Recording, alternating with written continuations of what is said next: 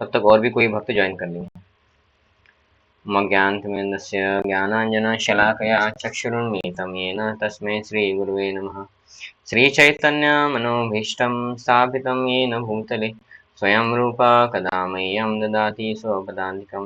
वन्देऽहं श्रीगुरो श्रीयुतपदकमलं श्रीगुरून् वैष्णवां च श्रीरूपं साग्रजातं सहगण रघुनाथान्वितं तं सजीवं साद्वैतं सावधूतं परिजनसहितं कृष्णचैतन्यदेवं श्रीराधा कृष्णपादान् सहगण ललिता श्रीविशाखान्वितां च नमां विष्णुपादाय कृष्णवृष्टाय भूतले श्रीमते भक्तिवेदान्त स्वामिनिति नामिने। नमस्ते सारस्वते देवे गौरवाणी प्रचारिणे निर्विशेष शून्यवादी पाश्चात्यदेशतारिणे। नमो महावदन्याय कृष्णप्रेमप्रदायते कृष्णाय कृष्णचैतन्यनामिने गौरतुषे नमः। हे कृष्णा करुणा सिंधु दीनबंधु जगतपते गोपेश गोपिकाकांत राधाकांत नमोस्तुते। तप्तकांचन गौरांगी राधे वृंदावनेश्वरी ऋषभानुसुते देवी प्रणमामि हरिप्रिये। वाञ्छाकल्पतरुभ्यश्च कृपा सिन्धुभ्य च पतितानां पावनेभ्यो वैष्णवेभ्यो नमो नमः। जय श्री कृष्ण चैतन्य प्रभु नित्यानंद श्री अद्वैत गदाधर श्रीवासादि गौरभक्तवृंद। हरे कृष्णा कृष्णा कृष्णा हरे हरे हरे राम राम राम हरे हरे। मूकं करोति वाचालं पङ्गुं लङ्घयते गिरिं यत्कृपातमहं वन्दे श्रीगुरुदीनतारिणं परमानन्दमाधवं श्रीचैतन्यईश्वरम्। हरे कृष्णा। तो आप सभी भक्तों का हार्दिक स्वागत है इस ऑनलाइन भक्ति वृक्ष कार्यक्रम में। तो अभी हम आज जो लेने वाले थे, अभी आखिरी के सेशन है सब। तो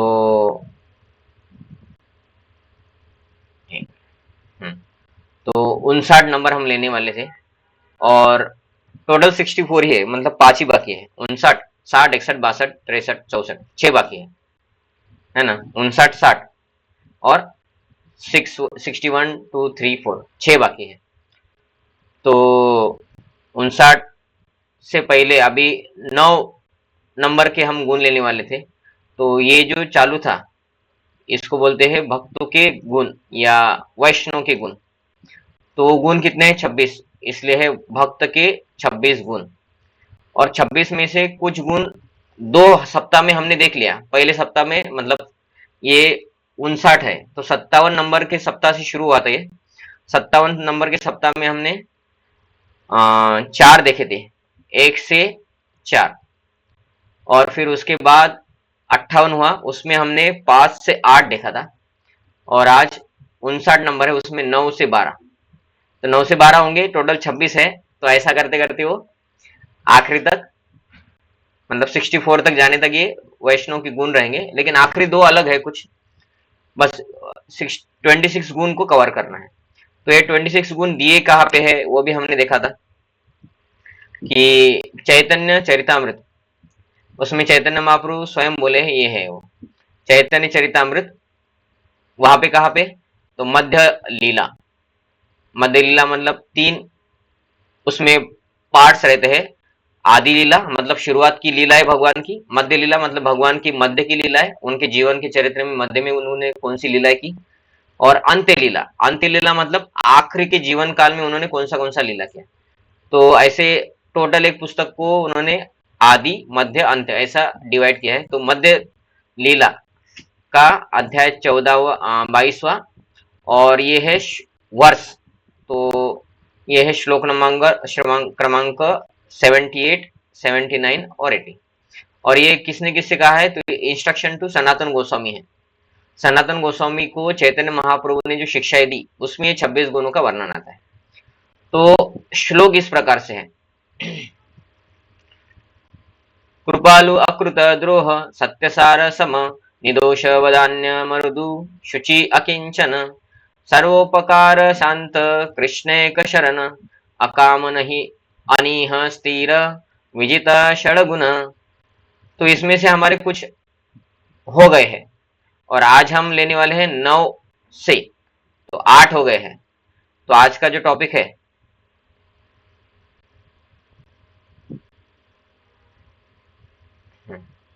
तो 9 नंबर, तो ये 9 नंबर क्या है? भक्त के पास भौतिक संपदाएं नहीं होती। तो ये 9 नंबर इधर किधर है? अकिंचन, ऐसा बोला जाता है।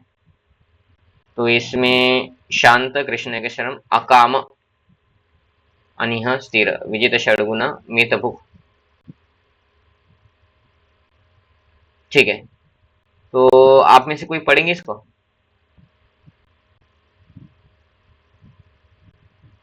हरे कृष्ण। हरे कृष्णा। हरे कृष्ण। प्रभु जी, हरे कृष्णा प्रभु जी, पढ़ूं मैं? हाँ हाँ, पढ़िए पढ़िए। आध्यात्मिक उन्नति भाग 59, भक्त के 26 गुण 9 से 12। श्रीमद ऐसी भक्ति वेदांत स्वामी प्रभुपाद। 9वां गुण, भक्त के पास भौतिक संपदाएं नहीं होती। अकिंचन। वृंदावन के 6 गोस्वामी कृष्ण भावनामृत में वैराग्य के अत्युत्तम उदाहरण है। शील रूप गोस्वामी और शील सनातन वृंदावन गोस्वामी ऊंचे पद पर सरकारी मंत्री थे, और श्रील रघुनाथ दास गोस्वामी एक बहुत ही अमीर जमींदार के पुत्र थे। उन्होंने इन सभी भौतिक संपदाओं को किसी तुच्छ वस्तु की तरह त्याग दिया और सिर्फ कोपिन पहनकर और भिक्षुक की तरह वृंदावन में रहकर निर्वाह किया। एक मिनट शील माता जी। रूप गोस्वामी, हाँ, तो इसमें 2 पैराग्राफ जो पहले है उसमें जो प्रभुपाद जी ने लिखा है, तो इन्होंने लिखा है 6 गोस्वामियों के बारे में कि 6 गोस्वामी ने सब कुछ छोड़ दिया, लेकिन हमें छोड़ना नहीं है, उसके लिए वो बोल रहे युक्त वैराग्य। तो अभी दूसरे पैराग्राफ में है कि हमें आसक्त नहीं होके वस्तु को यूज करना है, उसको छोड़ना नहीं है, तो उसे युक्त वैराग्य बोलते हैं। उसके बारे में दूसरे पैराग्राफ में बोल रहे हैं। पढ़िए माता जी। श्रील रूप गोस्वामी ने युक्त वैराग्य के सिद्धांत के स्वरूप का वर्णन किया, जिसके अनुसार सभी वस्तुओं का प्रयोग कृष्ण की सेवा के लिए किया जाए। जब कोई किसी भी वस्तु से आसक्त नहीं होता और साथ ही साथ कृष्ण से संबंधित सभी वस्तुओं को स्वीकारता है, तब वह सही प्रकार से भौतिक स्वामित्व की भावना से परे है। इसके विपरीत जो सभी वस्तुओं को यह जाने बिना अस्वीकार करता है कि उनका कृष्ण के साथ संबंध है, उसका साक्षात्कार पूरा नहीं है। अंतर्निहित स्वयं सिद्ध सत्य यह है कि कृष्ण ही परम स्वामी है। अतः किसी का यह दावा कि उसके पास जो वस्तुएं हैं उनका स्वामी वह स्वयं है, एक पागलपन है या फिर चोरी है। पढ़ू प्रभु जी? हाँ हाँ। जैसा कि श्री ईशोपनिषद मंत्र 1 में कहा गया है, ब्रह्मांड में सभी कुछ भगवान श्री कृष्ण के अधीन और उनके नियंत्रण में है। इसलिए हमें उतना ही स्वीकारना चाहिए जितना हिस्सा हमारे लिए निर्धारित है। किंतु यह हिस्सा क्या है? हालांकि शास्त्रों में एक सीमा तक इंद्रिय तृप्ति और भौतिक वस्तुएं संचित करने की अनुमति है, लेकिन यह छूट शुद्ध भक्ति में लागू नहीं होती। श्री कृष्ण ने अंत में यही कहा है कि ऐसी धार्मिक छूटों को भी कभी देना चाहिए, छोड़ देना चाहिए। छूटों को भी छोड़ देना चाहिए। सभी धर्मों को छोड़कर केवल मेरी शरण में आओ, मैं तुम्हें सभी पाप फलों से मुक्त कर दूंगा। भय मत करो। श्रीमद् भगवत गीता 18.66। सर्वोत्तम ज्ञान है सभी वस्तुओं को कृष्ण का समझना। निर्भीक, प्रेरित और करुणामय भक्त इससे भी संतुष्ट नहीं होता कि सब कुछ कृष्ण का है, बल्कि वह सभी वस्तुओं को कृष्ण की सेवा में लगाता है, जिससे पूरा विश्व को उसका लाभ हो। हरे कृष्ण प्रभु। हरे कृष्ण। धन्यवाद माता जी। तो देखिए, विषय प्रश्न है, तो प्रश्न दिखा के मैं आपको उत्तर के साथ समझाता हूँ। तो पहला प्रश्न है, माइक बंद कर दीजिए माता जी।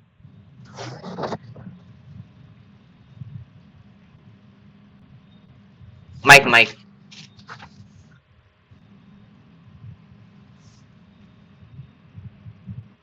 ठीक। तो इसमें पहला प्रश्न है, खोज में 6 गोस्वामियों ने किस प्रकार वैराग्य का उदाहरण स्थापित किया। तो इसका प्रश्न पहले पैराग्राफ में है कि 6 गोस्वामी ने क्या किया। वो बहुत बड़े बड़े जमींदार थे, पहले, या बहुत ऊंचे पद पे थे वो, लेकिन उन्होंने क्या किया, सब कुछ छोड़ दिया।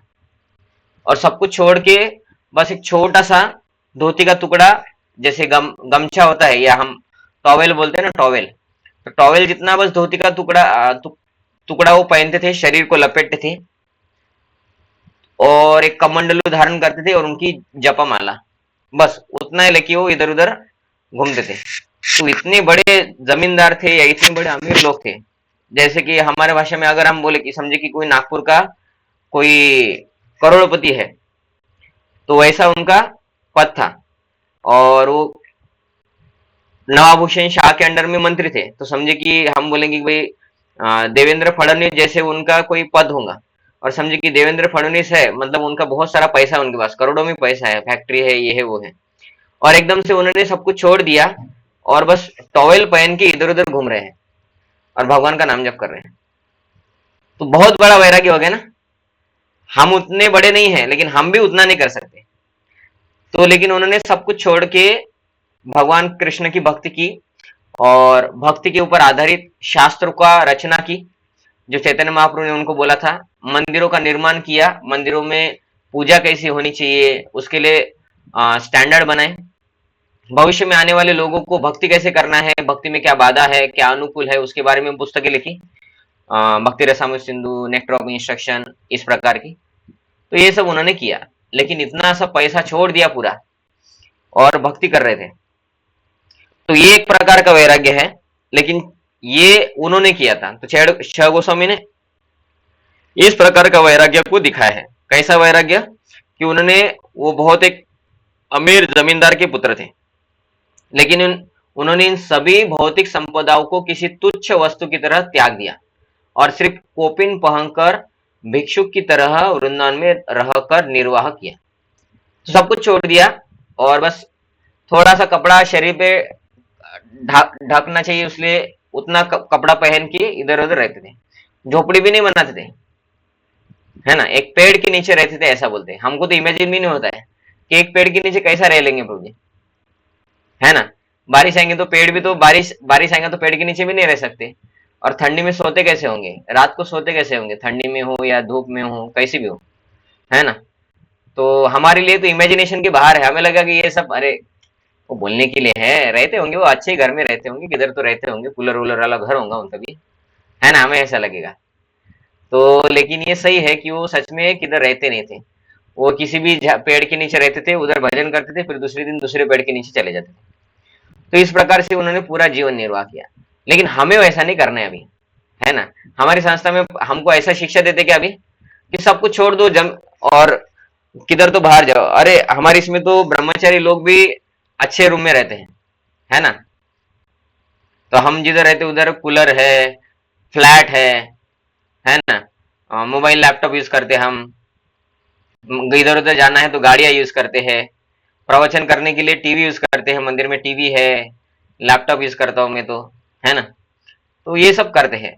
और खाने पीने का भी हमारा रूप गोस्वामी, सनातन गोस्वामी, ये भिक्षुक मतलब क्या है, बाहर जाके वो भिक्षा मांगते थे। इतना अमीर व्यक्ति अभी जाके बोलेगा कि भिक्षा दे, तो हम ऐसा भी नहीं करते। हमारा टाइमिंग रहता है, हम उधर चले जाते हैं स्टील का प्लेट लेके, और फिर 3-4 आइटम रहता है, चपाती सब्जी दाल राइस, कभी कभी स्वीट भी रहता है, वो खा लेते हैं। तो उतना तो वैराग्य हमारा भी नहीं है ना। तो अभी अभी हमारे संप्रदाय में वो वैराग्य लेके नहीं बोला जाता है। तो हमारे संप्रदाय में कौन सा वैराग्य है फिर? तो हमारे संप्रदाय में कोई देखेगा, अरे ये लोग तो फ्लैट में रहते हैं ब्रह्मचर्य होके भी, इन लोगों के पास मोबाइल है, 4 व्हीलर में जाते हैं कुछ ब्रह्मचारी, कुछ 2 व्हीलर में जाते हैं, है ना, और लैपटॉप मोबाइल यूज करते हैं, और खाना पीना भी इनका देखो, बस ब्रह्मचारी है मतलब उन्होंने बस हवा पे ही रहना चाहिए। ये लोग खाते भी है, चपाती सब्जी दाल राइस खाते हैं, है ना। तो ऐसा भी लगेगा किसी लोगों को कि ये लोग तो बाप रे चपाती सब्जी दाल राइस खाते हैं, है ना। तो उतना तो लगेगा ना अभी। तो स्वीट भी खाते हैं लेकिन, है ना। कोई बोलेगा स्वीट भी खाते हैं ये लोग, देखो ड्राई फ्रूट्स भी खाते हैं, 56 भोग भी खाते हैं भगवान का, है ना। तो अपने इसमें सब कुछ खाते हैं हम। तो ये भी लेकिन वैराग्य है, हम भगवान को भोग ला के खाते हैं, बिना भोग का नहीं खाते हैं, किधर का भी नहीं खाते हैं, है ना। तो हमारा वैराग्य वैसा वाला है। तो इसको बोला जाता है युक्त वैराग्य। तो पहले पैराग्राफ में उन्होंने जो पहला प्रश्न था उसका उत्तर दिया है। कि 6 गोस्वामियों का वैराग्य कैसा था। उन्होंने सब कुछ छोड़ दिया, उन्होंने कुछ भी साथ में नहीं लेके गए। तो वो वाला वैराग्य अलग है, लेकिन वो शुद्ध भक्त थे, उनके लिए फर्क नहीं पड़ता था। अभी अगर हमको अगर इस्कॉन में बोले कि आपको बाहर जाके रहना है तो ज्वाइन ही नहीं करेंगे हम। आपको लगेगा कोई ज्वाइन करेगा? आपको पेड़ के नीचे रहना है, भिक्षा मांग के खाना है, नहीं है। अभी कोई ऐसा नहीं कर सकता है। इसलिए कोई संस्था का कोई भी ब्रह्मचारी ऐसा भीख मांग के उस संस्था से कनेक्टेड रह के नहीं रहता है। जिस संस्था में भक्ति भी हो जाए अच्छे से और उन लोगों का रहने का खाने का मेंटेनेंस हो जाए, उधर ही लोग ज्वाइन करते हैं। क्योंकि अभी रूप गोस्वामी सनातन गोस्वामी वाला जो वैराग्य है वो अभी हमारे अंदर नहीं है। तो हमारे लिए फिर हम भक्ति नहीं करेंगे। फिर तो हर कोई बोलेंगे कि फिर ब्रह्मचारी बनना ही नहीं, हमको इतना कठिन है तो बनेंगे ही नहीं, उससे अच्छा तो जॉब कर लेंगे। फंस जाएंगे भाई, घर गृहस्थी में फंस जाएंगे, भक्ति नहीं करेंगे। लेकिन ऐसा कोई बोलेगा तो फिर उन लोगों के लिए, क्योंकि हमारा लेवल नहीं है वो, तो भाई ठीक है, घर गृहस्थी करने की जरूरत नहीं है, खाने पीने का हम एडजस्ट कर लेंगे, है ना। आपके लिए आपको दे देंगे, रहने के लिए भी दे देंगे, कपड़ा भी दे देंगे, है ना। साल भर एक ही कलर का कपड़ा पहनना, बस अलग अलग नहीं पहनना है कि कभी हरा हरा कुर्ता पहन लिया, कभी चमकी वाला कुर्ता, कभी पूरे कुर्ते के ऊपर मोर की फूल, है ना, मोर पंख है, ऐसा नहीं पहन सकते। ठीक है, एक ही कलर का पहनो। ऐसा इतना वैराग्य, कुछ भी खाना है तो, कुछ भी खरीदी करना है तो उतना नहीं रहेगा, है ना। तो ये ऐसा वाला वैराग्य है अपना, कि रेस्ट्रिक्शन भी है, ऐसा नहीं कि भाई गली वाले कुत्ते जैसा कुछ भी करो, ऐसा वाला नहीं रहता है ना। तो रेस्ट्रिक्शन भी है, लेकिन उसके साथ क्या है, बेसिक चीजें प्रोवाइड की जाती है ताकि वो लोग को पैसे कमाने के लिए गृहस्थ बन के बाहर जाने की जरूरत ना पड़े। और वो मंदिर में रह के फ्री भी नहीं खा सकते, उनको सेवा करना पड़ेगा। तो हमारे लिए वैराग्य ये है, और इस वैराग्य को बोला जाता है युक्त वैराग्य। भक्ति के लिए जो अनुकूल है उसको करो और भगवान की सेवा में लगाओ। तो दूसरे पैराग्राफ में उसका क्या है, और समझ में पहला प्रश्न भी वही है। देखिए समझ में पहला प्रश्न क्या है, समझ पहला प्रश्न, श्रील रूप गोस्वामी ने किस प्रकार सभी वस्तुओं को श्री कृष्ण के लिए उपयोग करके वैराग्य लेने की बात कही है। तो ये रूप गोस्वामी ने बताया है कि भाई हम जो वैराग्य पालन कर रहे हैं, 6 गोस्वामी कलयुग में जो लोग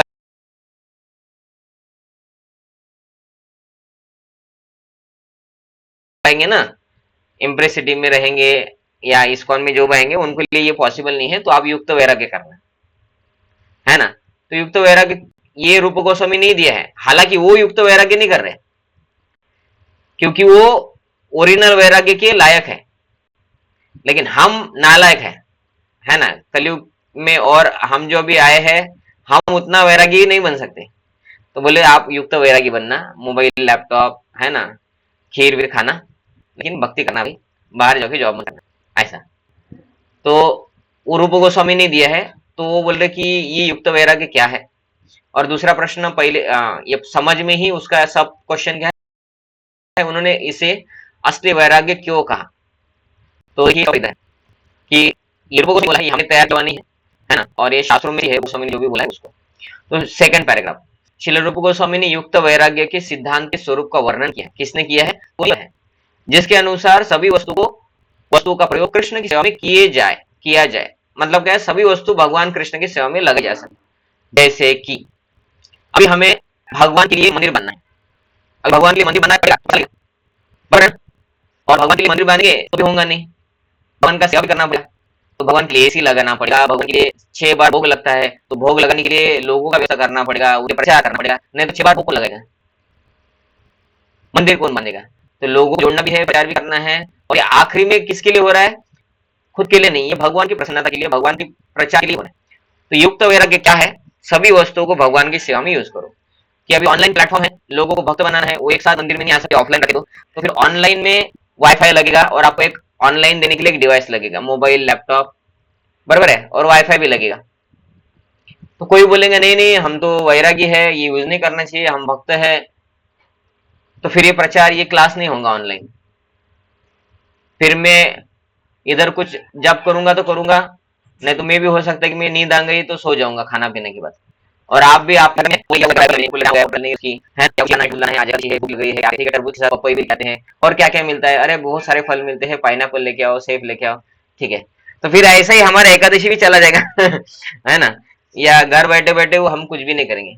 तो उससे अच्छा है कि 1 घंटा मैं भी, मेरा भूख प्यास और नींद को छोड़ के आपको कुछ बताऊं, और आप भी आपकी भूख प्यास नींद को पहले कर लो या बाद में करेंगे, लेकिन 1 घंटा भगवान के बारे में जो प्रभुपाद जी ने लिखे हुए शास्त्र है उसमें से हम कुछ पढ़े। तो ये टेक्नोलॉजी है जिसको हम माया बोलते हैं, हम ही बोलते हैं ना माया, बाकी के लोग माया भी नहीं बोलते, बाकी के लोग यूज करते हैं, हम यूज भी करते हैं और माया भी बोलते हैं, है ना। मतलब ये ऐसा हो गया कि हम बोलते हैं अच्छी नहीं है और हम यूज भी करते हैं, अच्छी नहीं तो यूज क्यों कर रहे हो तुम लोग? तुम बोलते हो मोबाइल और ये वाईफाई और ये सब माया है, उसमें पढ़ना नहीं चाहिए, तुम लोग भी यूज करते, तुम लोग साधु बनो।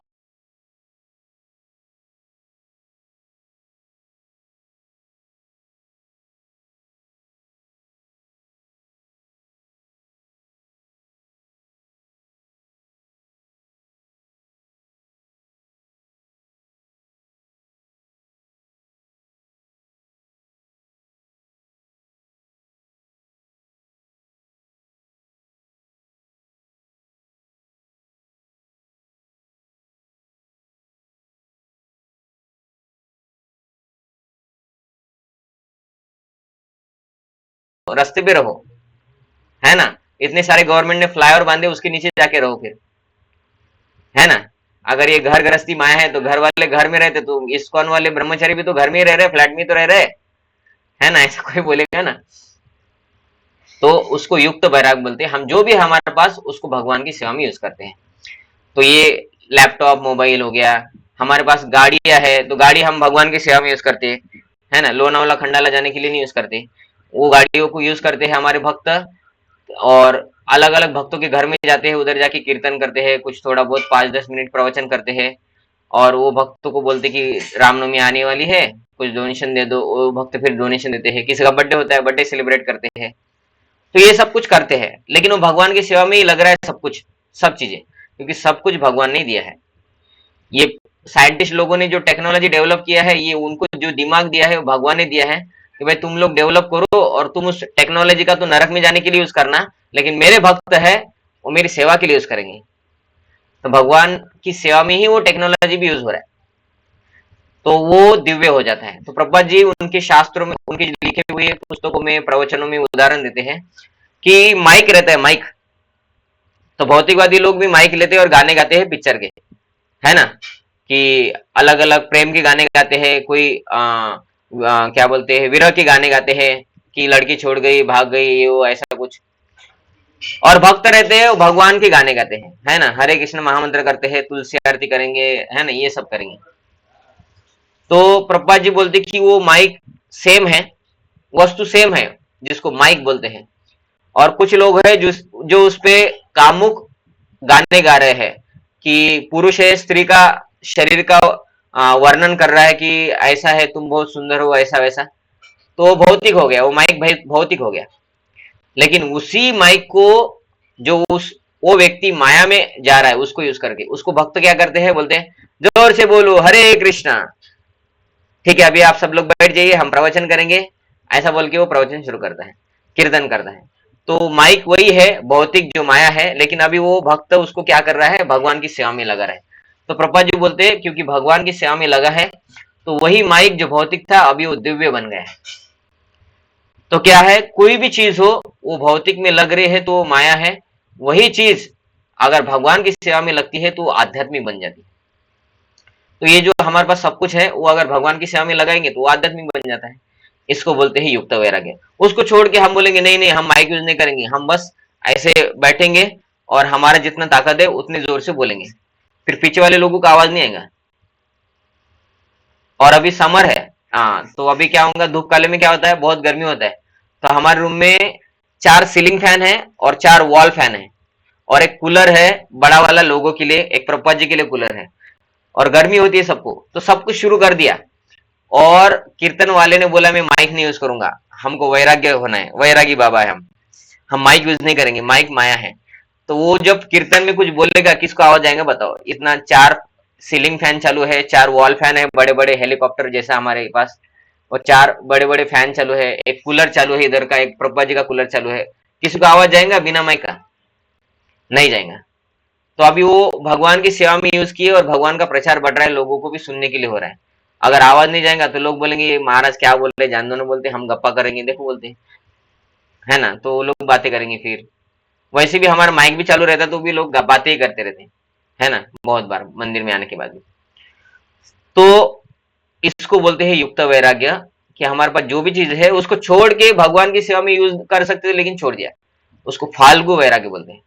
कि हमारे पास गाड़ी था, वो गाड़ी एक्स्ट्रा था, तो वो गाड़ी हम मंदिर में दे सकते हैं अगर अच्छी कंडीशन में तो, और मंदिर वाले उसको यूज कर सकते हैं हरि नाम में प्रसाद लेके जाने के लिए, किधर भक्तों को किधर हाउस प्रोग्राम के लिए जाना है, कुछ सामान लेके जाना है, वैसी चीज में यूज कर सकते हैं।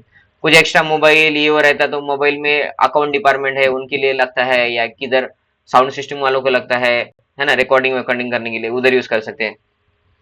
तो है ये माया की डिवाइस, टीवी है ना, तो है तो ये माया की डिवाइस, लेकिन हम सबका चीज का यूज कर रहे हैं, तो इसको बोलते हैं युक्त वैराग्य। वही चीज हम फेंक देते हैं या उसको यूज नहीं करते, कि भाई हम छह गोस्वामी जैसा बनेंगे, हम यूज नहीं करेंगे, हम मोबाइल बिल्कुल यूज नहीं करेंगे, हम बोलेंगे प्रभु जी ऑनलाइन क्लास है मोबाइल पे देखना नहीं, हम मोबाइल यूज नहीं करते, हम क्लास भी नहीं सुन सकते, हमको समय मिला तो हम पैदल मंदिर में आ जाएंगे, क्योंकि हम गाड़ी भी यूज नहीं करते फोर व्हीलर, क्योंकि फोर व्हीलर भी माया है, और हम पैदल भी नहीं आएंगे क्योंकि धूप बहुत है। हो गया फिर, तो फिर मंदिर में आने की जरूरत ही नहीं फिर तो, है ना। तो एक एक करके माया को छोड़ दिया तो ये भक्ति भी नहीं होगा हमारा पूरा, है ना। तो उस सभी चीजों को, गाड़ी है, गाड़ी से फोर व्हीलर टू व्हीलर जो भी है, उससे धूप है तो भी हम मंदिर में आ गए, मंदिर में बैठ के प्रवचन सुने, है ना, प्रसाद लिया, सब कुछ किया, सभी चीजों को भगवान की सेवा में लगाया, प्रचार भी बढ़ गया, उसको बोलते युक्त वैराग्य।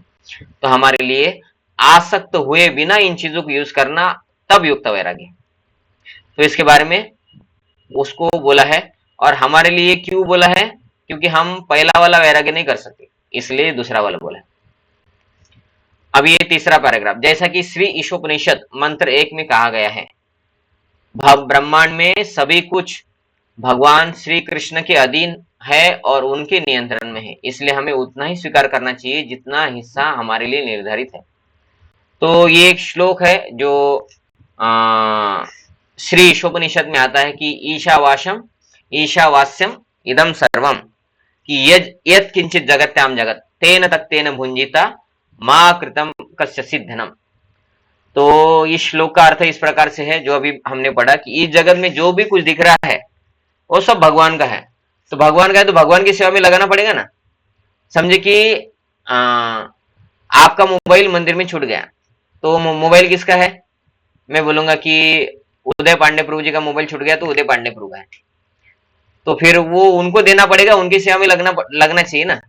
हम बोलेंगे उनका है तो क्या हुआ, अभी हम यूज करेंगे, है ना, उसमें रिचार्ज मारेंगे, यूट्यूब देखेंगे, पिक्चर गाने वाने सब कर लेंगे हम, तो फिर वो जिसका है उसको हमने नहीं दिया।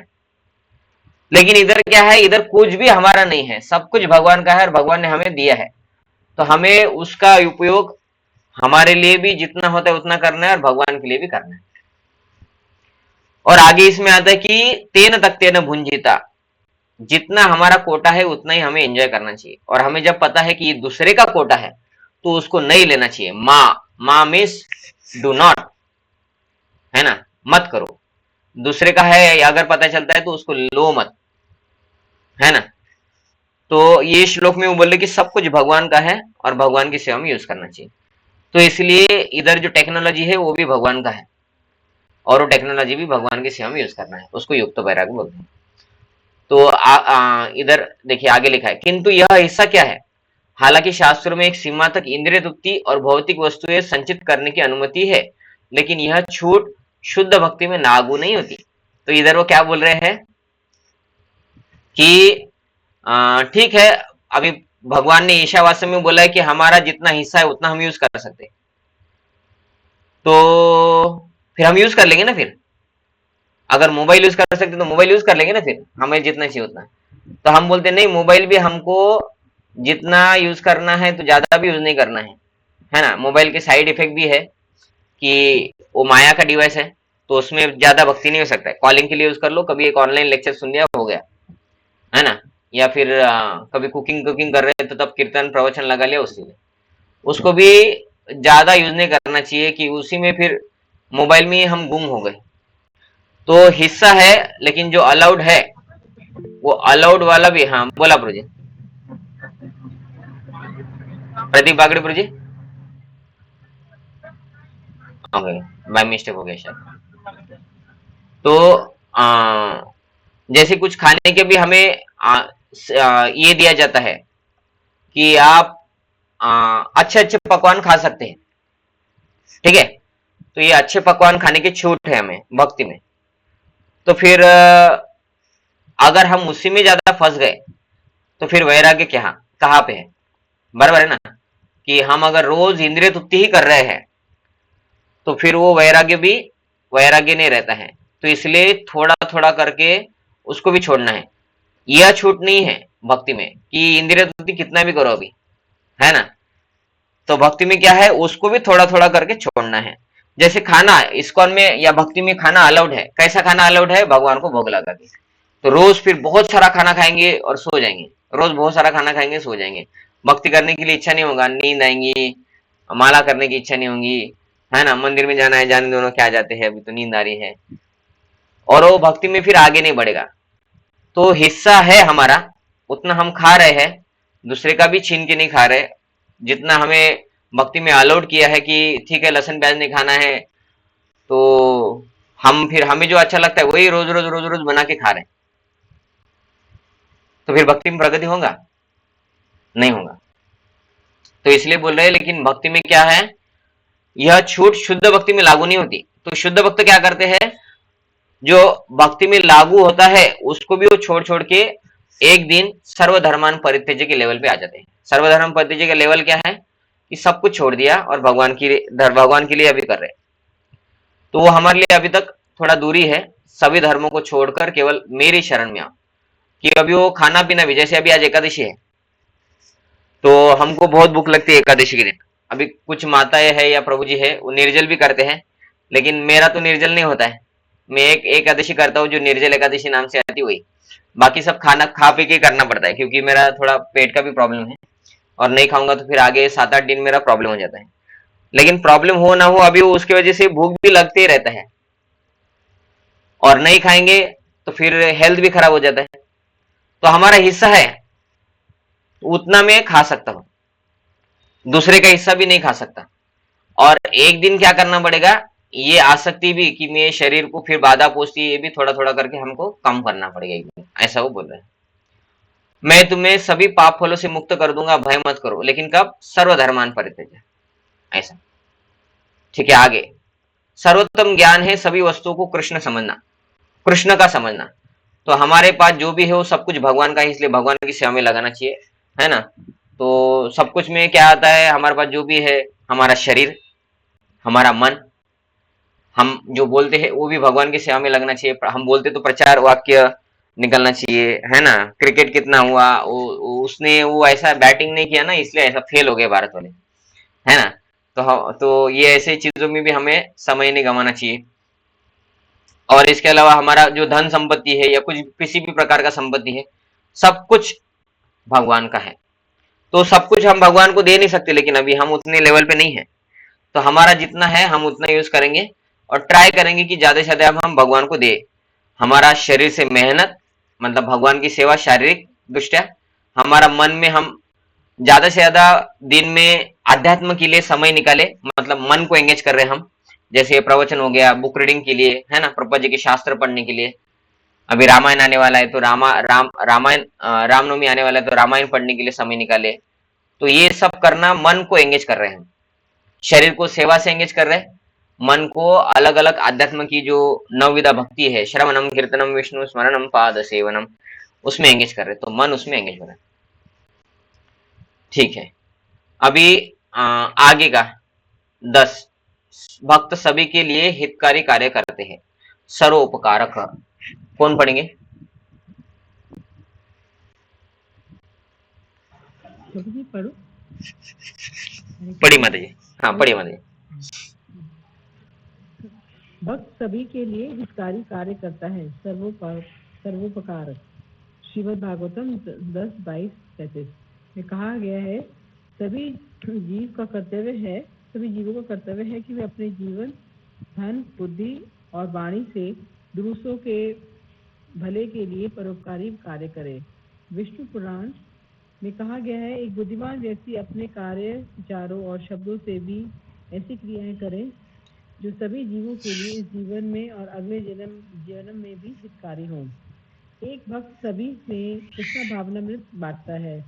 इस प्रकार कृष्ण भाव की व्यापकता सिद्ध होती है।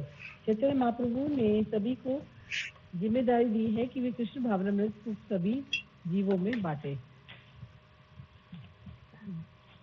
भारत भूमि से पहले मनुष्य जन्मयान जन्म सार्थक करी कर उपकार। जिस जीव ने भारत भूमि में मनुष्य योनि में जन्म लिया है उसे अपने जीवन को सार्थक बनाना चाहिए और सभी के भले के लिए परोपकारी कार्य करने चाहिए। कृष्ण कृपा मूर्ति श्रीमद एसी भक्ति वेदांत स्वामी श्रील प्रभुपाद निसंदेह एक दिव्य कार्य करता है जो पर उपकार के व्यवहारिक उपयोग में सर्वश्रेष्ठ है। हजारों वर्षों तक भक्ति योग का सबको मूल्यवान ज्ञान भारत में ही सीमित रहा। यहाँ तक कि भगवान श्री चैतन्य महाप्रभु ने भी भारत में ही भ्रमण किया। भारत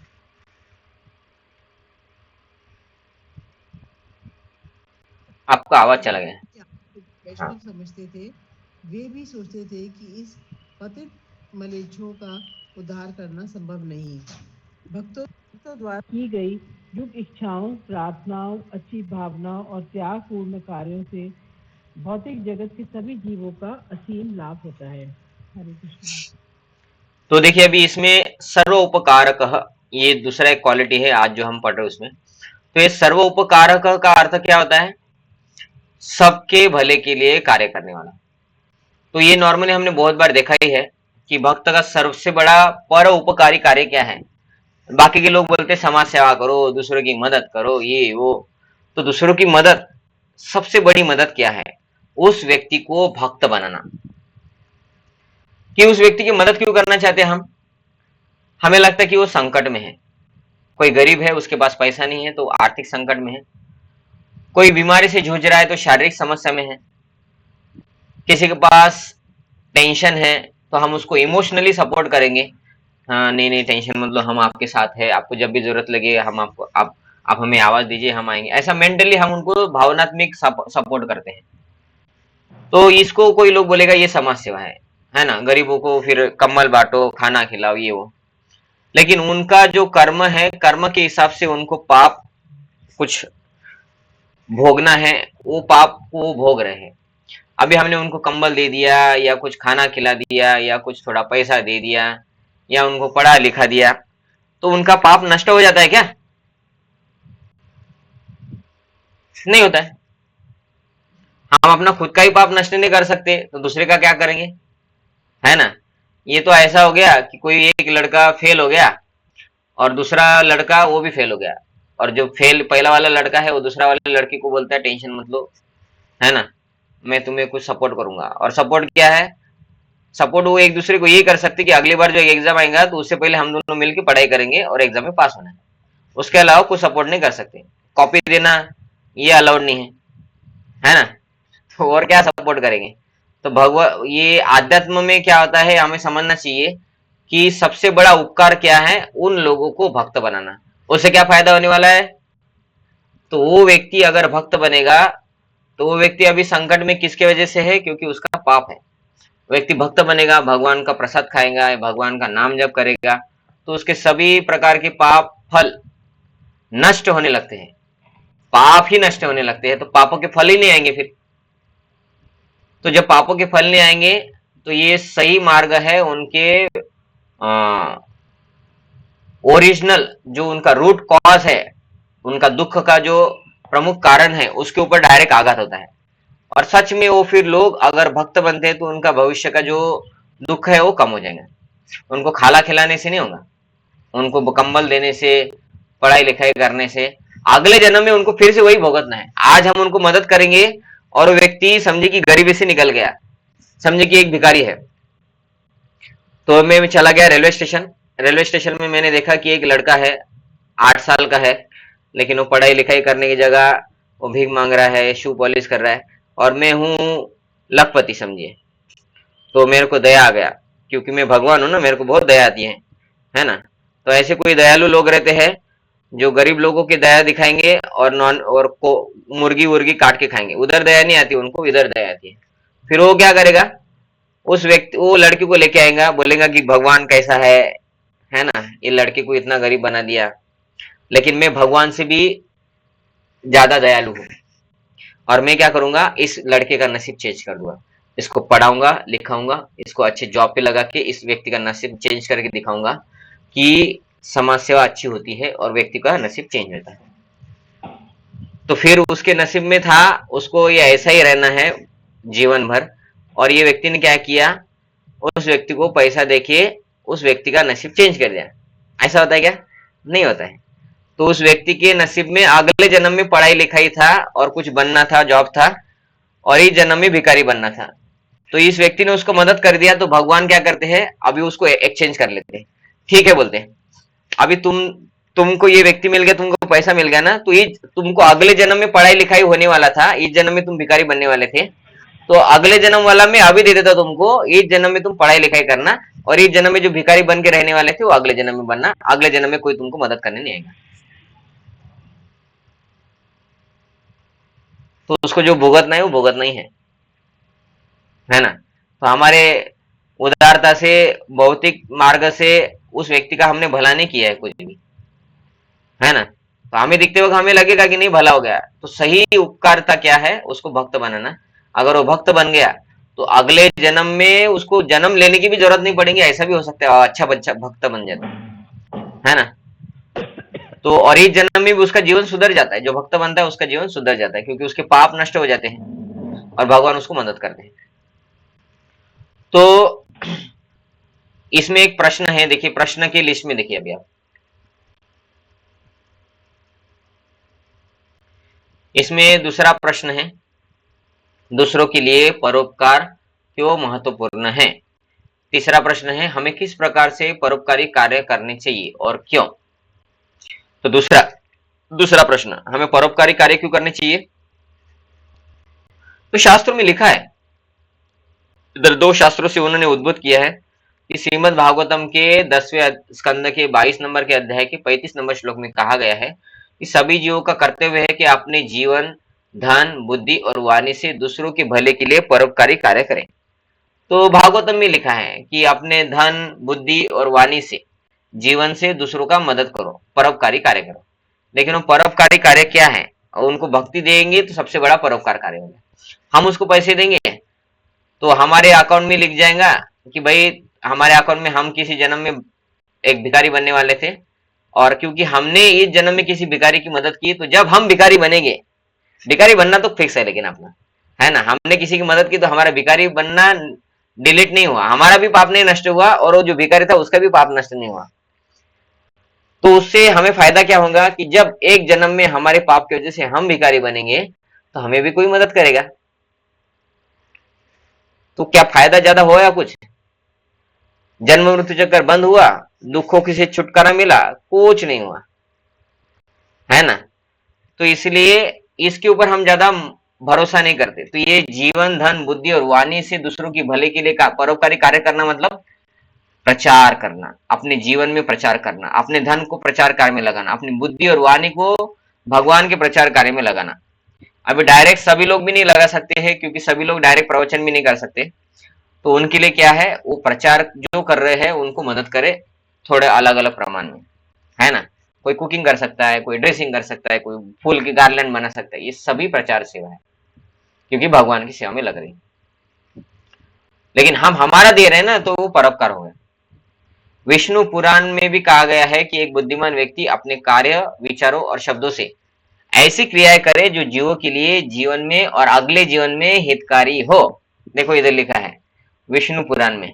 अभी हमने किसी को समझे कि 100 रुपए दे दिए, क्यों, क्योंकि भगवान को कुछ समझता नहीं, इतना अच्छा बच्चे को भिखारी बना दिया भगवान ने, मैंने तो 100 रुपए दिया ना उसको, तो अगले जीवन में उसको हितकारी होने वाला है, 100 रुपया इस जन्म में भी नहीं होगा, है ना। तो इसलिए ये जो परोपकार जो शास्त्र में लिखा है, ये ज्यादा से ज्यादा हमें समझना चाहिए। ये है कि लोगों को भक्त बनाना, उनको जीवन मृत्यु के चक्कर से मुक्त करने के लिए कुछ करना, ये सबसे बड़ा परोपकारी कार्य है, और शास्त्र में लिखा है, इसलिए हमें ये करना चाहिए। और शास्त्र में किस प्रकार के परोपकारी कार्य के बारे में बोला है, तो इधर देखिए सबसे नीचे लाइन, सभी को जिम्मेदारी दी है कि वे कृष्ण भावनामृत को सभी जीवों में बांटे। तो कृष्ण भावनामृत को सभी जीवों में बांटना, ये सबसे बड़ा कल्याणकारी कार्य है। तो इन दो प्रश्न का उत्तर ये हो गया। और ऐसा क्यों करना है, क्यों करना है? कोई बोला तो भगवान ने एक और जगह बोला है, भारत भूमिते होइल मनुष्य जन्मजार जन्म सार्थक करी कर परोपकार, कि जिसका जन्म भारत भूमि में हुआ है उसको अपने जन्म को सार्थक करना है, मतलब उसको भक्त बनना है, नियमों का पालन करना है, और फिर उसको क्या करना है, करी परोपकार, उसको दूसरों के लिए उपकार वाले कार्य करना चाहिए। वो उपकार वाला कार्य क्या है? मैं भक्त बन के मेरा प्रैक्टिस कर रहा हूँ, दूसरों को भी मैं भक्त बनाऊं। तो ये है सही परोपकार। और अभी आगे देखिए, चौथा प्रश्न है इसमें, शिल प्रभुपाद ने इन गुणों को किस प्रकार दर्शाया? कौन सा गुण? परोपकार। तो प्रभुपाद जी ने किस प्रकार दर्शाया कि प्रभुपाद जी ने ऐसे देश में जाके प्रचार किया और उन लोगों को भक्त बनाया कि जिस देश में जाके प्रचार करने के बारे में लोगों ने कभी सोचा भी नहीं होगा, कि भाई हम फॉरेन में जाएंगे, उधर लोग जो है मदिरा में डूबे हुए रहते हैं, अवैध स्त्री पुरुष करते हैं, चारों पाप करते हैं, और उनको हम बोलेंगे कि ये चारों पाप बंद कर दो और भगवान के नाम का जप करो, पुरुष लोग धोती पहनो, टकला कर दो, और स्त्रियां साड़ी पहनो। इमेजिन होता है हमको ये? अभी भी बोलेंगे तो नहीं होगा हमको कि भाई प्रभु जी आपका वीजा करवा के देंगे आपको, है ना, इस्कॉन की तरफ से, आप जरा फॉरेन में जाके प्रचार करो। तो हमसे नहीं होगा। ठीक है प्रभु जी इधर ही कर लो, इधर भी नहीं होगा हमसे, है ना। तो सबसे बड़ा परोपकारी कार्य प्रभुपाद जी ने किया कि ऐसे लोग जिनको जाने के लिए भी लोग डरते थे कि अरे भाई ये बनेंगे ही नहीं, ऐसा लग रहा था, प्रभुपाद जी ने डेयरिंग किया और उधर जाके उन लोगों को भक्त बनाया। तो ये कार्य किया प्रभुपाद जी ने। ठीक है, आगे, भक्त शांत होता है, कौन पढ़ेंगे? शालू वाली माता जी पढ़ेंगे। भक्त शांत होता है। प्रभुपाद श्रीमद् भगवद गीता के श्लोक 529 भोक्तारम यज्ञ तापर काम को शांति का सूत्र कहते हैं। भगवान से संबंधित तीन ज्ञानपूर्ण बातें हैं। पहला, हम जो भी कार्य करें उसे भगवान को समर्पित करना ही वास्तविक उद्देश्य है। हमें हमेशा के लिए यह बेकार का अभिमान छोड़ देना चाहिए कि हम सबसे बड़े भोक्ता है, और यह स्वीकार करना चाहिए कि भगवान ही सर्वशक्तिमान है। इस प्रभुत्व अवस्था तक पहुंचना कि हम भगवान के अंश है और हमें उनकी सेवा करनी है, इससे परम शांति मिलती है। सेकंड, भगवान ही सभी ग्रहों के स्वामी और नियंत्रक है। मनुष्य और देशों को अपने आप को स्वामी नहीं समझना चाहिए। भगवान श्री कृष्ण को सर्वोपरि स्वामी जाने बिना अपने आप को स्वामी समझना धोखा है। थर्ड, श्री कृष्ण ही सभी जीवों के मित्र है।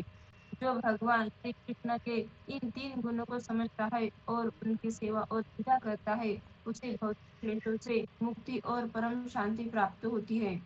इसलिए शांति का अर्थ बाहरी शांत वातावरण नहीं है जो कभी भी भंग हो सकता है। शांति का अर्थ है वह स्थिति जब भक्त भगवान श्री कृष्ण को समस्त वस्तुओं में देखता है। श्रील प्रभुपाद श्रीमद् भगवद गीता में लिखते हैं, यह साक्षात्कार की कृष्ण से परे कोई अस्तित्व नहीं है। शांति और निर्भीकता का स्तर है। कृष्ण भावनामृत का अर्थ है कि भक्त हर समय श्री कृष्ण का स्मरण कर सकता है, स्मरण कर सकता है, और हमें कृष्ण महामंत्र का जप कर सकता है, चाहे वह स्वर्ग में हो या नरक में। यह मुश्किल से पानी जाने वाली शांति भगवान श्री कृष्ण को आशीर्वाद है जो उनकी सेवा उनकी भक्ति में सेवा करते हैं और इस भौतिक इच्छाओं के अशांत संसार को त्याग देते हैं। हरे कृष्ण। हरे कृष्ण, धन्यवाद। तो देखिए इसमें जो प्रभुपाद जी इधर लिख रहे हैं, भक्त शांत होते हैं, तो शांत होते हैं, ये शांत को पकड़ के प्रभुपाद जी ने ये भोक्ताराम यज्ञतपसाम ये श्लोक का अनुवाद दिया इधर। तो ये भोक्ताराम यज्ञतपसाम श्लोक का अनुवाद क्या है कि कोई व्यक्ति अगर भगवान को ये तीन बातों से समझता है तो उसके जीवन में शांति आती है। कौन सी तीन बातें हैं? तो ये जो पहला लिखा है इधर, एक नंबर पहला पैराग्राफ लिखा है, वो पहला है कि हम जो भी कार्य करें उसे भगवान को समर्पित करना चाहिए, क्योंकि वही वास्तविक उद्देश्य है। तो भोक्ता राम यज्ञ तपसम, हम कुछ भी करते तो उसके हम भोक्ता नहीं है। जैसे कि हमने समझे कि आज तो एकादशी है, तो आज उस विचार भी नहीं करना चाहिए उस चीज का, फिर भी हम अभी ऑनलाइन में है तो विचार कर लेते हैं कि समझे गुलाब जामुन बनाए, ठीक है। तो गुलाब जामुन बनाए, तो हमने गुलाब जामुन बनाए समझे कि 20, घर में लोग है 2, तो फिर 10-10 खाएंगे क्या एक बार बैठ गए तो? नहीं खाएंगे ना, है ना। तो हमारे घर में हालांकि 20 गुलाब जामुन है और 2 ही लोग हैं, तो भी हम 10-10 नहीं खा सकते। क्यों? क्योंकि हम भोक्ता नहीं है। हमें इच्छा है खाने की और हम थोड़ा तो खा ही सकते हैं, एटलीस्ट 2-3 भी खा सकते हैं, लेकिन 10-10 नहीं खा सकते हैं। तो इसका अर्थ क्या है? हम भोक्ता है लेकिन हम छोटे भोक्ता है ना। We are enjoyer but little. तो बड़े एंजॉयर कौन है? वो है भगवान कृष्ण। तो भोक्ताराम यज्ञ तपसम, सब कुछ जो भी तैयार होता है या जो भी है उसके भोक्ता, उसको 100% यूज करने वाले भगवान कृष्ण ही है।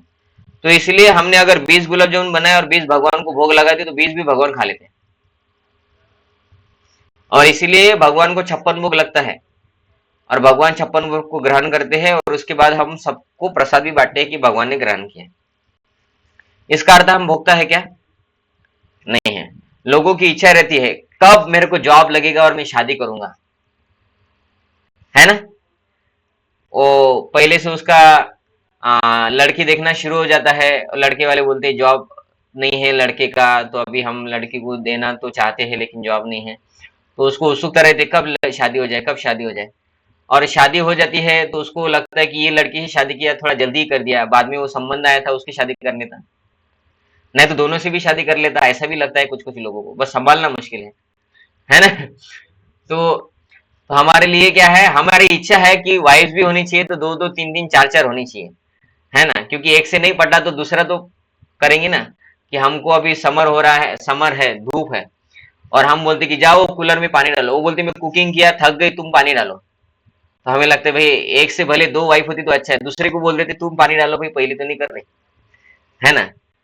तो ऐसा हमें लगता है कि भाई हमारा सेवा करने वाले कई हो, लेकिन हम उनको पालन नहीं कर सकते, क्योंकि सेवा करने वाले को पालन भी करना चाहिए और कल करना भी पड़ता है। लेकिन भगवान कृष्ण ऐसे है कि 16,108 वाइफ रख सकते हैं और सबको संतुष्ट भी रख सकते हैं। तो भगवान को कुछ भी दो और कितने भी क्वांटिटी में दो, भगवान सबको संभाल ले सकते हैं। तो इसलिए वो भोक्ता है। और हमको हमारी पसंद की चीज दे दी और वो भी कैपेसिटी के ऊपर दे दी तो हम फ्रस्ट्रेट हो जाएंगे। हमको घर चाहिए, बड़ा घर चाहिए। समझिए कि मोदी ने बोला कि भाई हम शालू भालू और माता जी को घर देते हैं, और कितना घर, 100 रूम का एक पूरा बिल्डिंग दे देते हैं, और उनको बोलेंगे ये आपका घर है, इसमें रहो आप।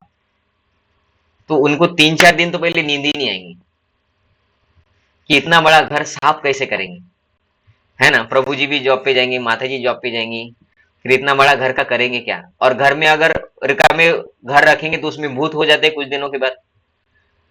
फिर वास्तु शांति करना है, लोगों को दिखाएंगे कैसे? वास्तु शांति के दिन लोगों को कैसे दिखाएंगे शोरूम में क्या क्या रखे, रखेंगे भी कैसे? खाली ही पड़ा रहेगा, है ना। और भाड़े से देना पड़ेगा फिर तो हम उसको यूज नहीं कर सकते, इसलिए हम भाड़े पे देते हैं।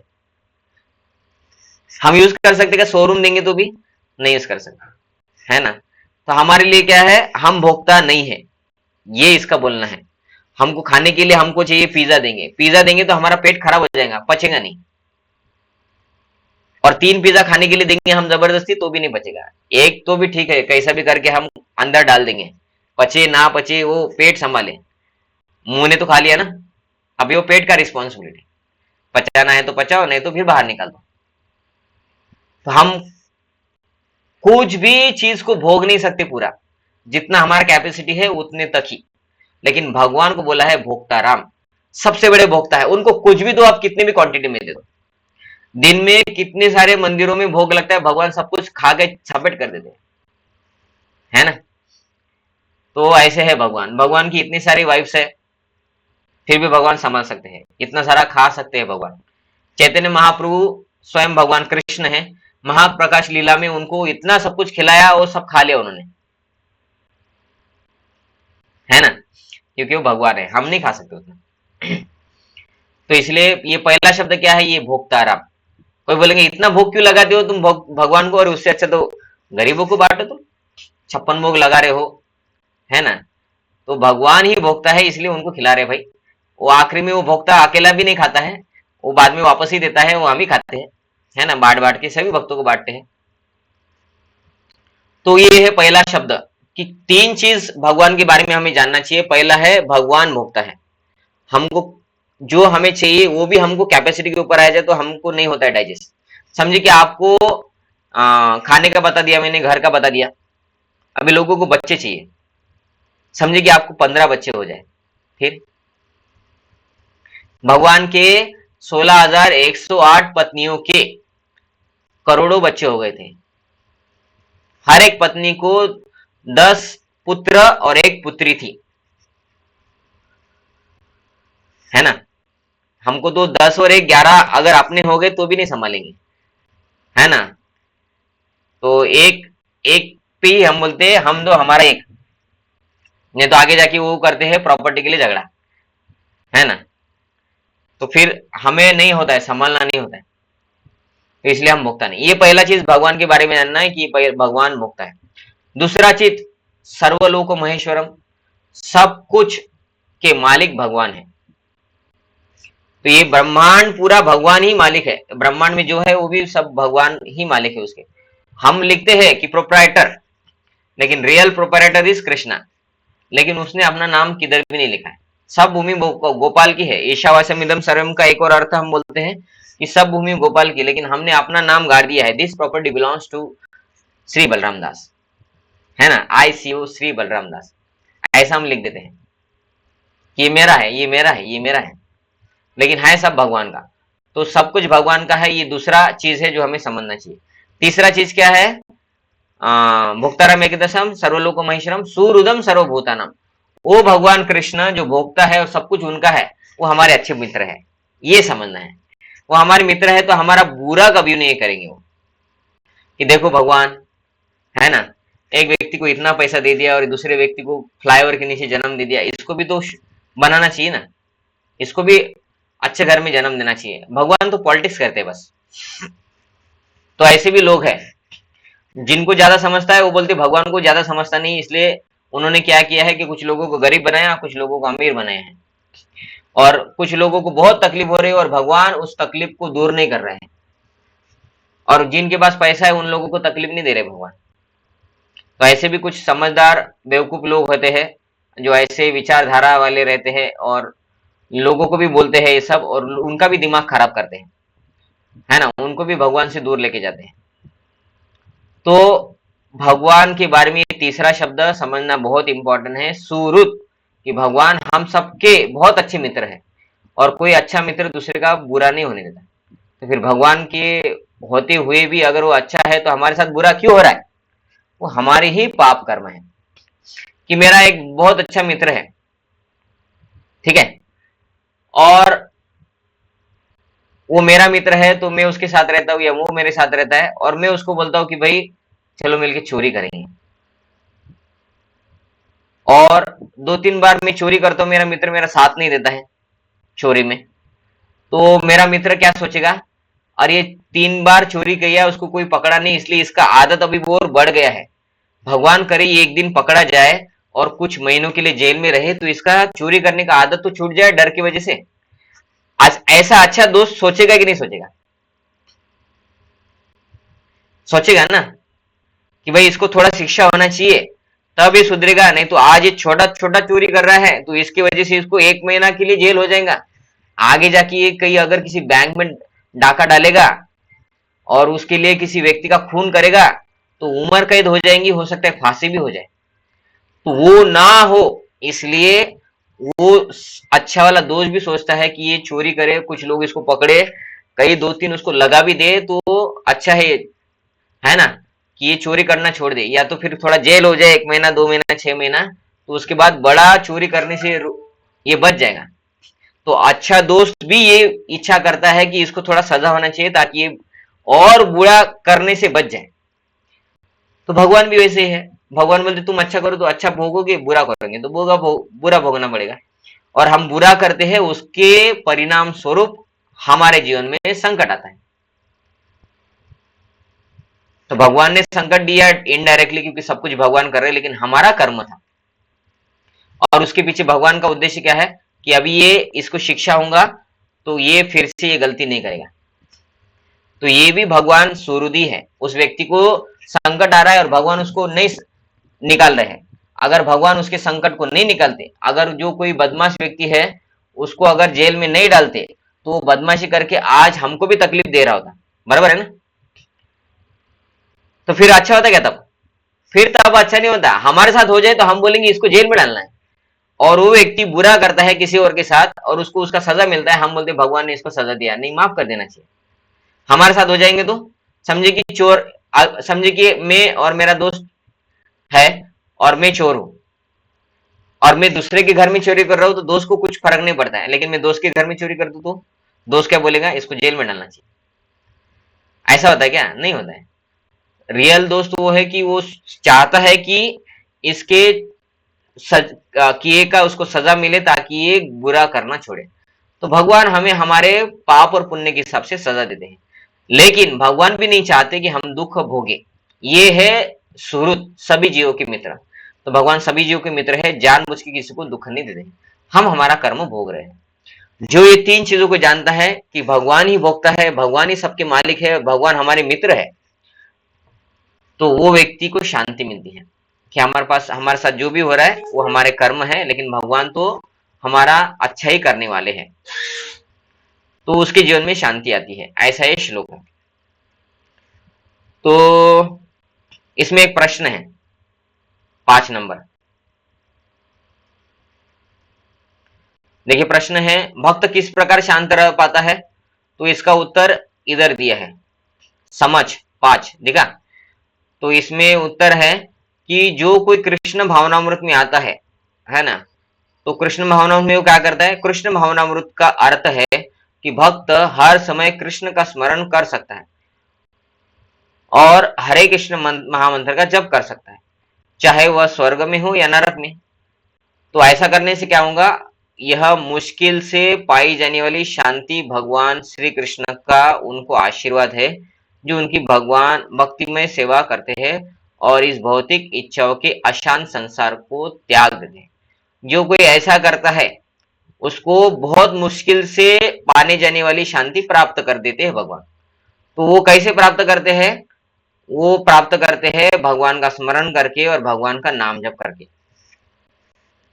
तो उनके जीवन में ऐसे शांति आती है। तो ये कैसे हो गया? तो जब कोई व्यक्ति हरे कृष्ण महामंत्र जप करने के लिए तैयार होता है, मतलब वो भगवान को सर्वलोक महेश्वरम, सभी जीवों के प्राणी के रूप में मानने के लिए तैयार हो जाता है।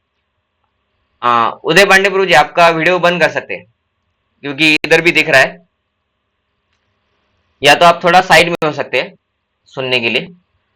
तो इधर वो क्या बोल रहे हैं कि कोई हरे कृष्ण महामंत्र करता है तो भगवान को समर्पित हो गया, भगवान को अपना मित्र समझ रहा है और भगवान को सर्वलोक महेश्वरम समझ रहा है, तभी तो हरे कृष्ण महामंत्र कर रहा है ना, और भगवान का स्मरण भी कर रहा है। तो इसलिए उसके जीवन में फिर शांति आती है। और हमने भी देखा है कि पहले हमारा जीवन बहुत छल बिछल था, लेकिन जब से भक्ति कर रहे हैं तो हमारे जीवन में बहुत कुछ चल बिचल कम हो गया है, थोड़ा शांत हो गए हम।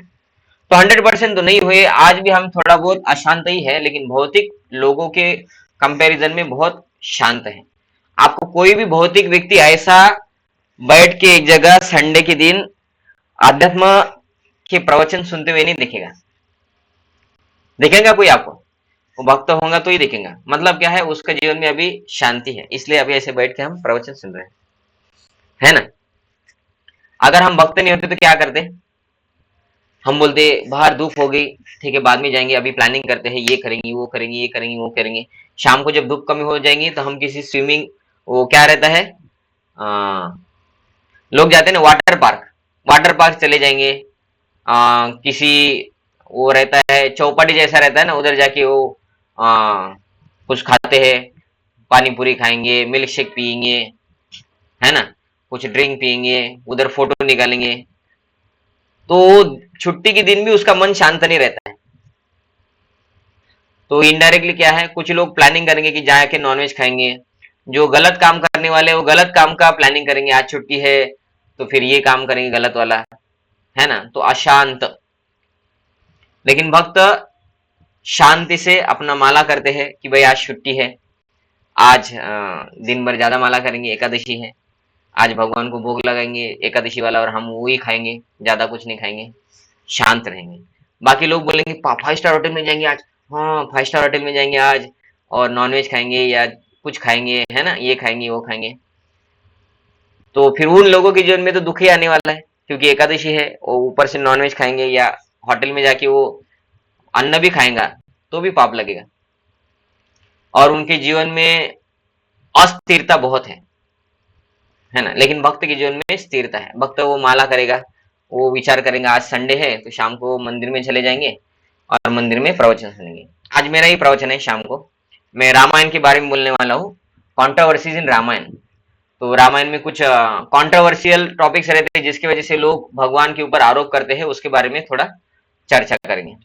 तो भक्त लेकिन क्या क्या शाम को 7 बजे, प्रभु जी शाम को 7 बजे रहता है ना मंदिर में संडे फेस्ट, उसमें ऑनलाइन क्योंकि मैं मंदिर वो ठीक है। ओके ओके, वो ऑनलाइन वो करते नहीं उसको, तो कोई टेंशन नहीं, इतना ये नहीं है आपको। आप वो अमोघ लीला प्रभु जी के जो प्रवचन का एक लिंक में डाला था रामायण, उसको आप सुनते रहिए, खाते पीते उठते बैठते कुकिंग करते हुए, है ना, किधर बाहर जा रहे, उसको एक एक करके सुन के कंप्लीट कर लीजिए। तो भक्त लेकिन शांत रहते हैं। इतने लोग बाहर के सब रजोगुनी तमोगुनी हैं, लेकिन भक्त शांति से सतुगुनी एक गाय के जैसा जीवन जीते हैं, है ना। गाय ज्यादा चल बिचल नहीं रहती, लेकिन वही अगर बंदर का जीवन देखें तो बंदर का जीवन शांत रहता है। क्या बंदर आपको देखा है किधर ऐसा बैठा है, ऐसा देख रहा है, लोग जा रहे हैं वो ऐसा देख रहा है? नहीं, बंदर हमेशा वो कचरे में डब्बे में जाएगा, कचरा निकालेगा तोड़ के, है ना। आपने वृंदावन में देखा होगा ना, तो बंदर शांत बैठता ही नहीं है, उसके उसमें इतना ताकत, इतना कहाँ से शक्ति आता है पता नहीं। वेजिटेरियन है वो भी, लेकिन बहुत एक्टिव रहता है। लेकिन ये एक्टिवनेस क्या है, ये रॉन्ग डायरेक्शन वाला एक्टिवनेस है, रजोगुण बोलते हैं उसको। गाय सतोगुनी है, गाय बैठ जाती है, उसको कुछ खिलाओ, उसको खिलाते हैं तो बंदर आके लेके जाता है, गाय बोलती है ठीक है जा लेते, तुमको जो करना है करो, कोई खिलाए नेक्स्ट वाला तो ठीक है, नहीं तो फिर वो बैठी रहती है। तो भक्त वैसे हो जाते हैं क्योंकि भक्ति करते हैं। ठीक है, नेक्स्ट 12 नंबर गुण, भक्त भगवान श्री कृष्ण के शरणागत होता है। कोई पढ़ेंगे? हरे कृष्णा मी वाचते. हाँ वाचा हरे मागे. कृष्णा प्रभुजी. हो हो हाँ. तुम्ही वाचा. भक्त भगवान श्री कृष्ण के शरणागत होता है. कृष्ण ने एक सरल सार्वभौम भट्टाचार्य विस्तार से बताते हैं कि श्री चैतन्य महाप्रभु वैराग्य अपने बारे में ज्ञान, शरणागति का विज्ञान और भक्ति योग के बारे में शिक्षा देने आए थे. हरे कृष्ण महामंत्र का जप करके का अर्थ है बोलना, श्रवण और मन को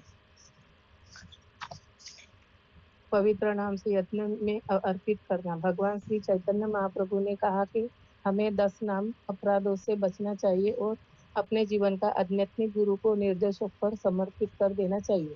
शरणागति सनकपन से नहीं बल्कि प्रामाणिक और वैज्ञानिक होनी चाहिए. अगर हम अभ्यास कर तो हम सीख सकेंगे कि कैसे शरणागत होना चाहिए. एक भक्त जो पूरा जीवन भगवान श्री कृष्ण को समर्पित कर चुका है, उसके पास बहुत कार्य होते हैं और वही एक क्षण भी बर्बाद नहीं करता. उसका उद्देश्य श्री कृष्ण प्रति पूरी तरह समर्पित होना है, जिसमें यह सभी भौतिक इच्छाओं से मुक्त हो सके और गोपियों के दास का अनुसरण करके हुए कृष्ण की ओर अधिक सेवा कर सके.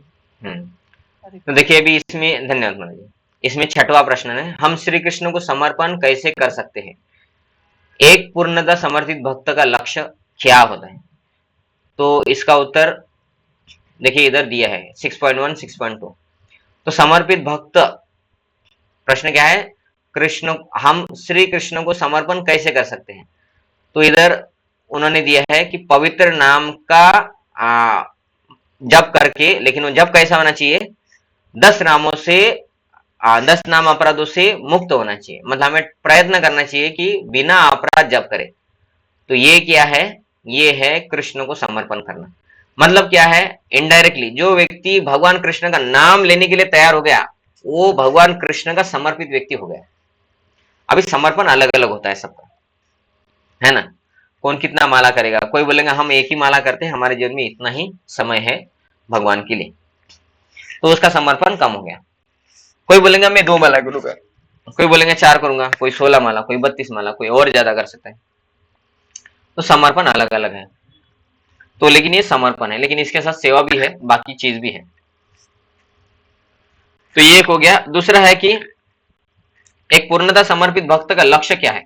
तो पूर्णतः समर्पित भक्त का लक्ष्य यही है, उसका उद्देश्य देखिए इधर है 6.2 दिखा आपको, समझ 6.2 कैसे शरणागत होना चाहिए। एक भक्त को पूरा जीवन भगवान श्री कृष्ण को समर्पित कर चुका है, एक भक्त जो पूरा जीवन भगवान श्री कृष्ण को समर्पित कर चुका है, उसके बाद बहुत कार्य होते हैं और वह एक क्षण भी बर्बाद नहीं करता।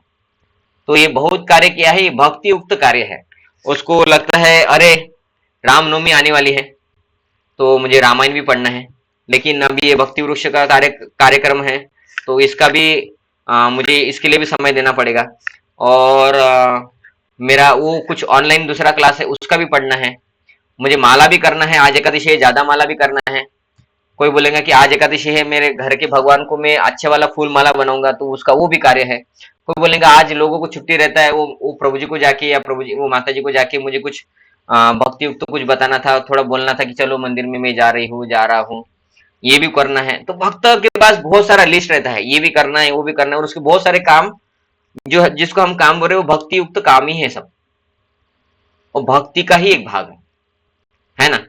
उसको भगवान को आज एकादशी है तो आज भगवान को नहलाना है, रोज में नहलाता नहीं, बस पानी से पोंछ देता हूँ क्योंकि उतना समय नहीं है, जॉब पे जाना है, माला करना है, बुक रीडिंग करना है। आज तो अरे हाँ बुक रीडिंग भी रह गया, आज संडे है मेरे को बुक रीडिंग भी करना है।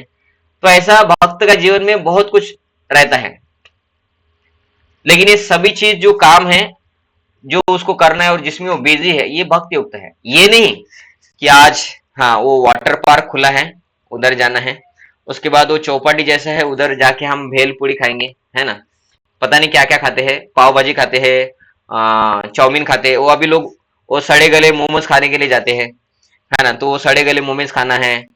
वो कोई लड़का होगा लड़की को टाइम दिया होगा, कोई लड़की होंगी लड़के को टाइम दिया होगा, कोई बोलेगा कि नहीं आज दारू पियेंगे, कोई बोलेगा आज संडे है आज हम नॉनवेज खा सकते हैं क्योंकि कल शंकर जी नाराज हो जाएंगे खाएंगे, तो आज खाएंगे तो कल शंकर जी को पता नहीं चलता है इसलिए आज खाएंगे। तो ये लोग का प्लानिंग अलग है और हमारा प्लानिंग अलग है, लेकिन सभी लोग बिजी हैं।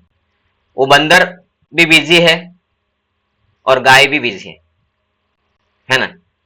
तो ऐसा वो बोल रहे हैं। तो एक समर्पित भक्त का लक्ष्य क्या है, तो वो बोल रहे कि वो हर क्षण बिजी है और उसका उद्देश्य क्या है, उसका लक्ष्य क्या है, उसका लक्ष्य है कृष्ण के प्रति पूरी तरह समर्पित होना, जिससे वह सभी भौतिक इच्छाओं से मुक्त हो सके और गोपियों के दास के दास का अनुसरण करते हुए कृष्ण की ओर अधिक सेवा कर सके। तो भगवान कृष्ण का भक्ति करे और भगवान कृष्ण को 100% उसकी शरणागति हो। आज हमारी शरणागति कम है, हम 100% शरणागत भक्त नहीं है भगवान के, लेकिन सबकी शरणागति अलग अलग है, लेकिन शरणागत है ये महत्वपूर्ण है।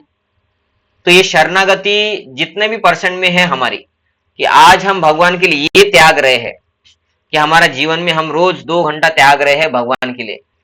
बाहर के लोग इतना नहीं दे सकते, हमारे पास समय नहीं बोलते भगवान के लिए इतना सब कुछ करने का, है ना। तो मतलब क्या है, उसको भौतिक के लिए समय है भगवान के लिए नहीं है, तो समर्पण कम है। लेकिन हम आज कर रहे हैं तो कोई कितना समर्पण कर रहा है सबका अलग है परसेंटेज। हमारे जीवन का उद्देश्य क्या है, इस समर्पण को 100% बनाए, मतलब शुद्ध भक्त बने सब कुछ करके। तो ये हमारे जीवन का उद्देश्य है, ठीक है।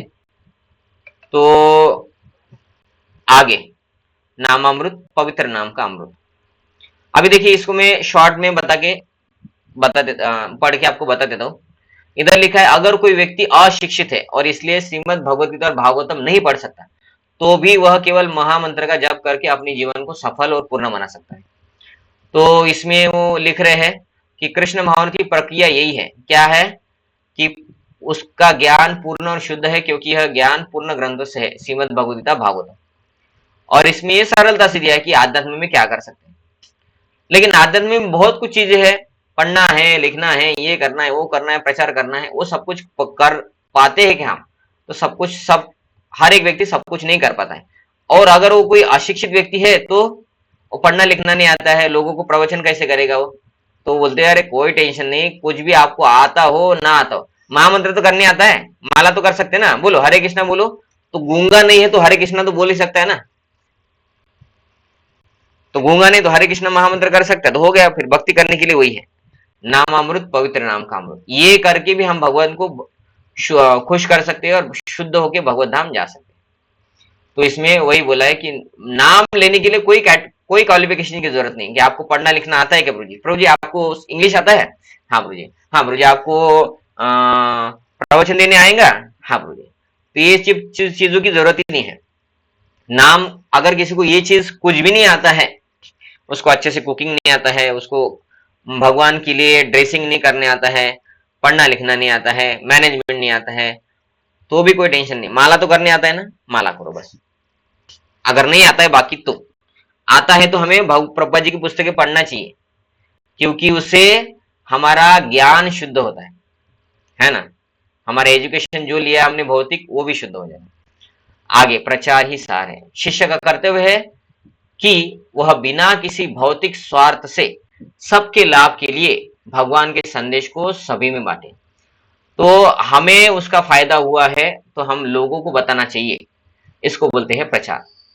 फॉर एग्जाम्पल समझे कि दो माताएं मैत्रीन है, फ्रेंड्स है ना, दोस्त है, और एक माता जी को पता चला कि भाई हम रहते हैं, समझे कि कोई रहता है समझे कि बर्थडे में, और एक माता जी को पता चला कि बर्थडे में वो जो गली है ना मोदी नंबर 3, वहां पे एक सेल लगा है। सॉरी, मोदी नंबर 3 में तो मोबाइल की दुकान है, ठीक है, मोबाइल का ही लेते हैं एग्जाम्पल। मोदी नंबर 3 में मोबाइल का एक दुकान लगा है, और उधर एक कुछ ऑफर है, आज के दिन एकादशी ऑफर है करके, कि मोबाइल 15,000 में नया पेटी पैक वीवो का मोबाइल जो 15,000 का है वो 3,000 में मिल रहा है। तो एक माता जी ऐसे ही मोबाइल रिपेयर करने के लिए गई थी, और 3,000 ज्यादा कुछ नहीं है, तो एक और मोबाइल लेके भी आ गई वो, अपना मोबाइल रिपेयर करने से ज्यादा बोली जान दो 3,000 में है। तो वो आके चुप बैठेंगे, ये अपने अपने दो जो अच्छी फ्रेंड है उसको फोन करके बताएंगी कि भाई आज के दिन ही सेल है, तू भी जा, तो हम पास में तो रहते हैं, है ना, पैदल भी चले जाए तो भी हो जाएगा, ऐसा बोलेंगी ना वो फ्रेंड, उसका भी फायदा होना चाहिए इसलिए। तो इसको बोलते हैं प्रचार। तो हम भक्ति करेंगे, भगवत धाम जाएंगे, दुखों से मुक्त हो जाएंगे, तो हम लोगों को प्रचार करते हैं, उनको इस्कॉन से जोड़ने का प्रयत्न करते हैं, किसी भक्त से जोड़ने का प्रयत्न करते हैं, ताकि वो लोग भी भक्त बन जाए। वो लोग थे और बन गए भक्त, है ना, तो उसके लिए हम प्रयत्न करते हैं, उसको बोला जाता है प्रचार। तो हमें फायदा हुआ, हम लोगों को देना चाहिए बिना किसी स्वार्थ से। हालांकि उस प्रचार में हमको कमीशन नहीं मिलता है, LIC जैसा, कि जितने लोगों को आप LIC में जोड़ेंगे तो कमीशन मिलता है, बराबर है ना। जितने लोग बैंक में रहता है कि अगर आप ज्यादा अकाउंट खोलोगे तो आपको कमीशन, क्योंकि वो व्यक्ति बैंक से जुड़ गया। तो इस्कॉन में हमारा लिए भी कमीशन है, आपको पता है कि नहीं? कितने लोगों को पता नहीं कि आपको कमीशन मिलता है प्रचार का? तो भगवान ने भगवद गीता में बोला है, वो कमीशन किया है कि वो मेरा प्रिय भक्त बनेगा, जो प्रचार करता है मेरा प्रिय भक्त बनता है। और एक बार, ये प्रचार करने के लिए आपको बहुत इंटेलिजेंट होना चाहिए, आपका PhD हुआ आना चाहिए, और आपको इंग्लिश कंपलसरी आना चाहिए एकदम फ्लुएंट, इसकी जरूरत नहीं है। आप कैसे भी हो, पढ़ने लिखना आता है नहीं आता है, आपको माला करना आता है, आपको भक्ति में क्या क्या करते हैं, ये नहीं खाना है वो नहीं खाना, ये पता है, आपको पता है कि भगवान कृष्ण है, हो गया, यही लोगों को बताना है कि भाई सुखी होना है क्या। वो बोलते हैं हाँ बताओ क्या करूं, माला जप करो, इस्कॉन मंदिर में जाओ, बहुत आनंद आता है उधर, बहुत अच्छा प्रसाद मिलता है। इसके लिए पढ़ने लिखने की जरूरत है क्या? प्रसाद खाने के लिए, आनंद लूटने के लिए पढ़ना लिखना नहीं, जो PhD है उसको ही आनंद आता है इस्कॉन में, ऐसा है क्या? नहीं है, तो वो भी प्रचार कर सकता है, अरे बहुत आनंद आता है तुम भी चलो, हम हर बार जाते हैं उधर, तो ये भी प्रचार है। तो वो बोल रहे कि दूसरों के लिए भी फायदा के लिए है, तो हमारा स्वार्थ उसमें क्या है? हमारा स्वार्थ तो भौतिक कुछ नहीं है, फिर भी वो लोगों को बताओ, क्योंकि इसमें आध्यात्मिक स्वार्थ है, हमें पता हो या ना हो, ठीक है। तो अभी आपका कुछ प्रश्न है तो आप बता सकते हैं, नहीं तो हम यहाँ पे रुक जाएंगे, ठीक है। तो कोई प्रश्न नहीं है तो आप ट्राई कीजिए आपके घर में अगर हरे हाँ कृष्ण प्रभु जी। हरे कृष्ण बोलिए। मुझे तुमको क्लेरिफिकेशन चाहिए था कि आप जैसे हाँ कह रहे थे ना कि जरूरत नहीं है हमारे को कोई पढ़ा लिखा है नहीं है ना प्रीचिंग के लिए, लेकिन जैसे अगर कोई पढ़ा लिखा होता है तो लाइक ही कैन अंडरस्टैंड ना yes philosophy of Krishna consciousness well, नहीं बिकॉज़ ही नहीं कैन अच्छा है आल्सो। पढ़ा लिखा होगा तो अच्छा है। कोई अगर बोलते कि हम तो पढ़े लिखे नहीं है इस्कॉन में सब बड़े बड़े लोग आते हैं तो हम उधर जाके क्या भक्ति करेंगे। तो जो पढ़ा लिखा नहीं है वो भी प्रचार करके लोगों को ला सकता है।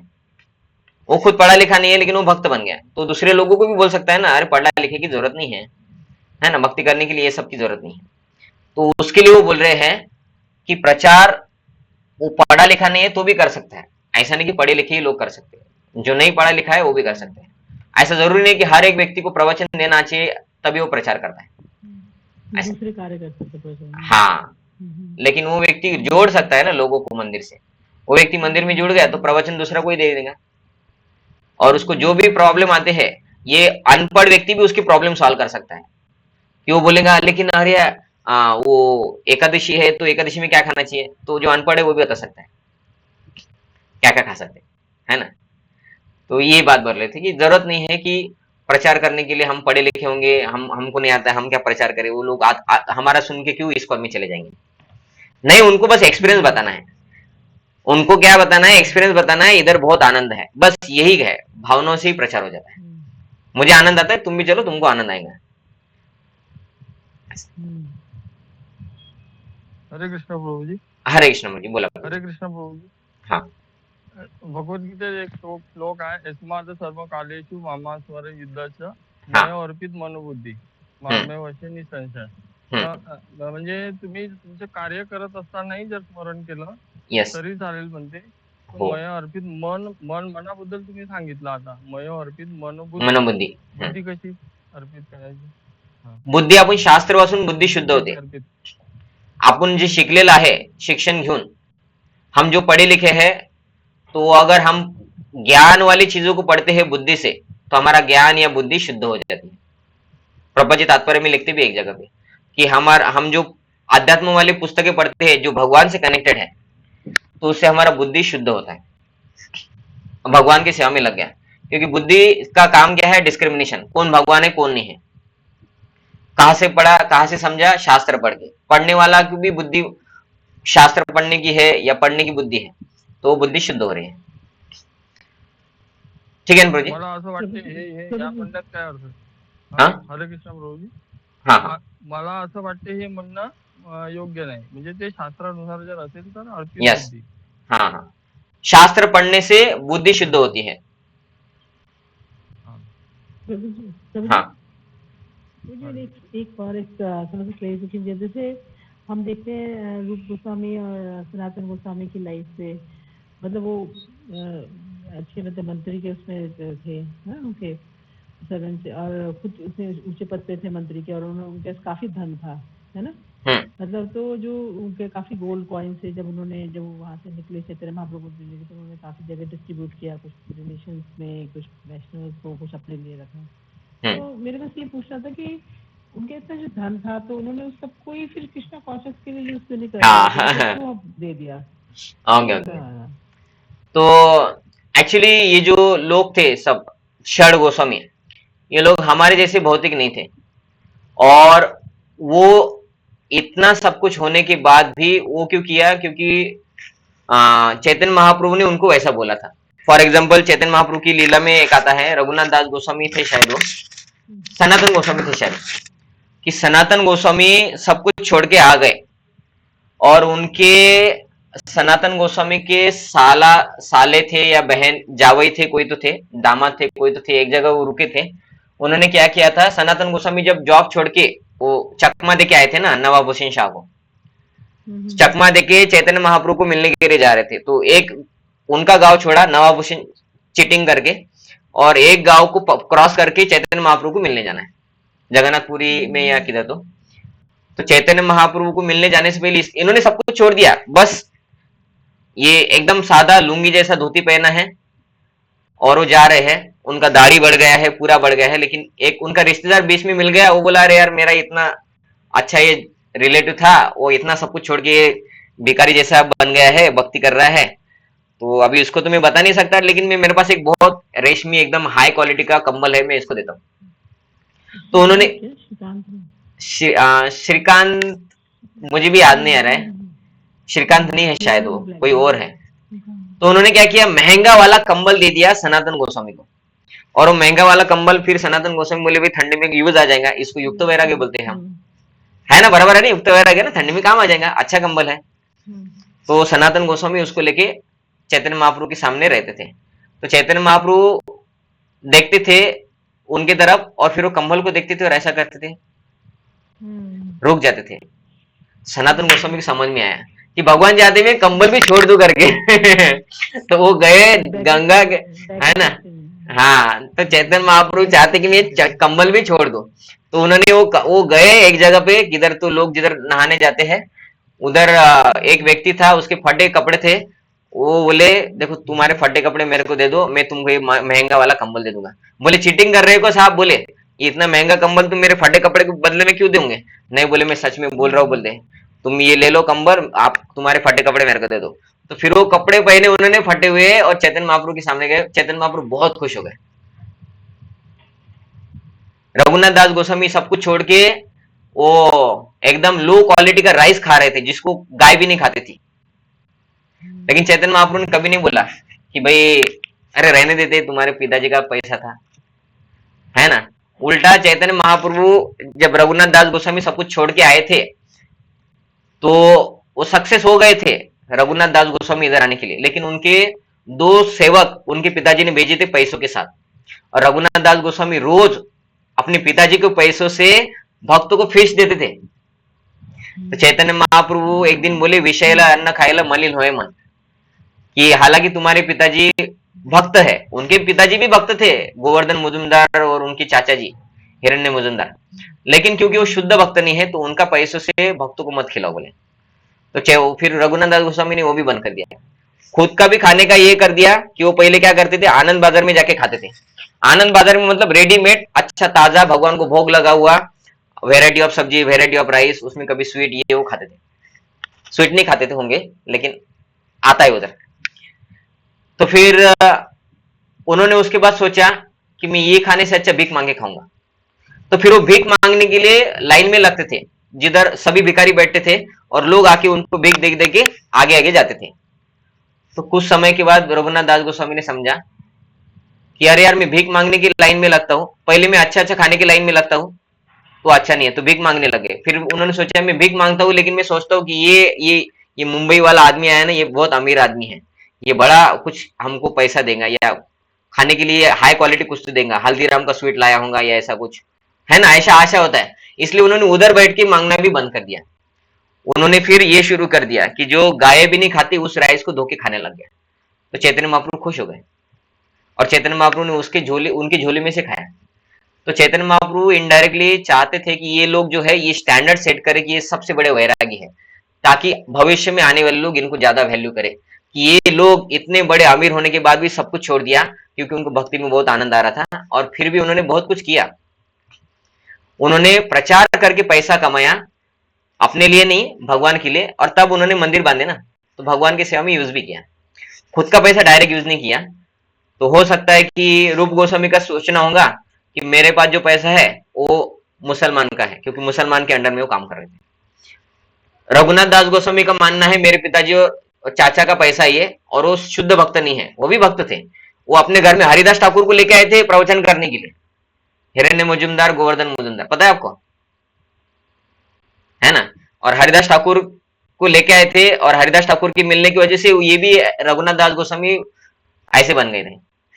तो उनके पिताजी भी अच्छे ही थे, बुरे नहीं थे, लेकिन भगवान की भी इच्छा होंगी कि ये लोग ऐसा स्टैंडर्ड सेट करें। तो ये 2-3 कारण हो सकते, और भी होंगे, लेकिन उन्होंने युक्त वैराग्य भी दिखाया कि उन्होंने भी बड़े बड़े मंदिर बांधे। रघुनाथ दास गोस्वामी ने राधा कुंड बांधा ऐसा। जैसे प्रपात हमेशा बोलते थे कि मैं तो दोनों हाथ से जो देते मैं कहता हूँ दे, मैं तो लूंगा पैसा, हाँ, मैं क्यों नहीं लूंगा, मैं तो लूंगा और कृष्ण की सेवा के लिए इस्तेमाल करूंगा। तो जैसे वही अभी कलयुग चल रहा है, हमें युक्त वैराग्य की शिक्षा दी जा रही, तो मैं वही सोच रही थी कि महाप्रभु तो आए तो इसमें थे, तो हम्म। फिर ऐसा क्यों हुआ, मेरे को समझ नहीं आ रहा है। हाँ, और एक चीज भी हम थोड़ा ये कर सकते हैं कि इन लोगों को सन्यासी बनना था, सन्यासी खुद का पैसा यूज नहीं कर सकता है ना, तो उस हिसाब से भी शायद उन्होंने उनको छोड़ दिया होगा। मुझे भी ढूंढना पड़ेगा, ये कुछ कारण मैं सोचा हूँ, हो सकता है और भी कुछ सही रीजन होगा कि चैतन्य महाप्रभु की लीला में किधर चैतन्य महाप्रभु ने किया होगा। एक तो मैं बता दिया क्योंकि भगवान भी चाहते थे उनसे कि ये लोग वैरागी स्टैंडर्ड सेट करें। कहते हैं ना कि कहीं पे कैसे भी सोच का क्यों ना हो, लेकिन कहते हैं कृष्णा की सर्विस में लगता है तो शुद्ध हो जाता है पैसा। आपका आवाज बहुत कटा बीच में। मैं कह रही थी जैसे कहते हैं कि कोई भी सोर्स से ऐसा क्यों ना आए, धन क्यों ना आ रहा हो, लेकिन अगर वो कृष्णा की सर्विस में लगता है तो एक बार वीडियो बंद करके, थोड़ा वो कट कट आया पहला, बाद में थोड़ा क्लियर हो गया था। हाँ, अभी पूछिए एक बार। आवाज आ रही है मुझे? हाँ, अभी बराबर आ रहा है। हाँ हाँ तो जी जैसे कहते हैं ना कि किसी भी सोर्स से पैसा क्यों नहीं आ रहा उनसे, कैसे भी किसी ने डिग्री से कमाया है, डिग्री कमाया है, Yes. जैसा भी है, लेकिन अगर हम उसको कृष्णा की सर्विस के लिए यूज कर लेते हैं तो वो शुद्ध हो जाता है ना। हाँ हाँ हाँ, ठीक है, उसके पीछे का बैकग्राउंड क्या मैटर करता है कि कहाँ से ओके आ रहा ओके, ठीक है, आप ऑन कर सकते हैं आपका वीडियो। तो देखिए, इसमें वेराइटी ऑफ ओपिनियंस है। हमारे अभी जो प्रेजेंट वर्तमान आचार्य है उनमें भी बहुत सारा मत है कि एक मत तो ये है कि किसी का भी पैसा है भगवान की सेवा में लगेगा, वो व्यक्ति भी शुद्ध हो जाएगा और भगवान का सेवा भी आगे बढ़ेगा। तो हम उसको करते हैं। अभी जो इस्कॉन है, प्रेजेंट इस्कॉन, इसमें हम क्राइटेरिया नहीं लगाते हैं कि कोई नॉनवेज खाना रहे या ये है, उनका सबका पैसा हम स्वीकार करते हैं। दूसरा ये है, अभी उन गोस्वामियों ने क्यों नहीं किया, क्योंकि उनको उसकी जरूरत नहीं थी, हमें जरूरत है। समझ में आ रहा है कि हम भगवान के ऊपर 100% आश्रित नहीं है अभी, और हमारा जो आश्रय है वो आश्रय कैसा है कि भगवान पैसों के द्वारा हमारी जरूरतें पूरी करे। इसलिए अभी हमें जरूरत पड़ती है, इसलिए हम बोलते हैं जो दे रहा है उससे ले लो, क्योंकि हमें बहुत कुछ करना है अभी। हमारा जो इस्कॉन चालू हुआ है वो संस्था पहले वैसा नहीं था। भक्ति सिद्धांत सरस्वती ठाकुर उनके बाद संस्था शुरू हो गए हमारे संप्रदाय में। उससे पहले कोई संस्था नहीं होता था। रूप गोस्वामी, सनातन गोस्वामी ने कोई संस्था नहीं तैयार किया था। और जब संस्था शुरू होता है तो उसको मैनेजमेंट होता है, उसमें बहुत सारा वस्तु को खरीदी करना पड़ता है, एक स्ट्रक्चर बांधना पड़ता है, और वो स्ट्रक्चर चलाने के लिए, खड़ा करने के लिए, और मास लेवल पे प्रीचिंग करने के लिए पैसों की जरूरत पड़ती है।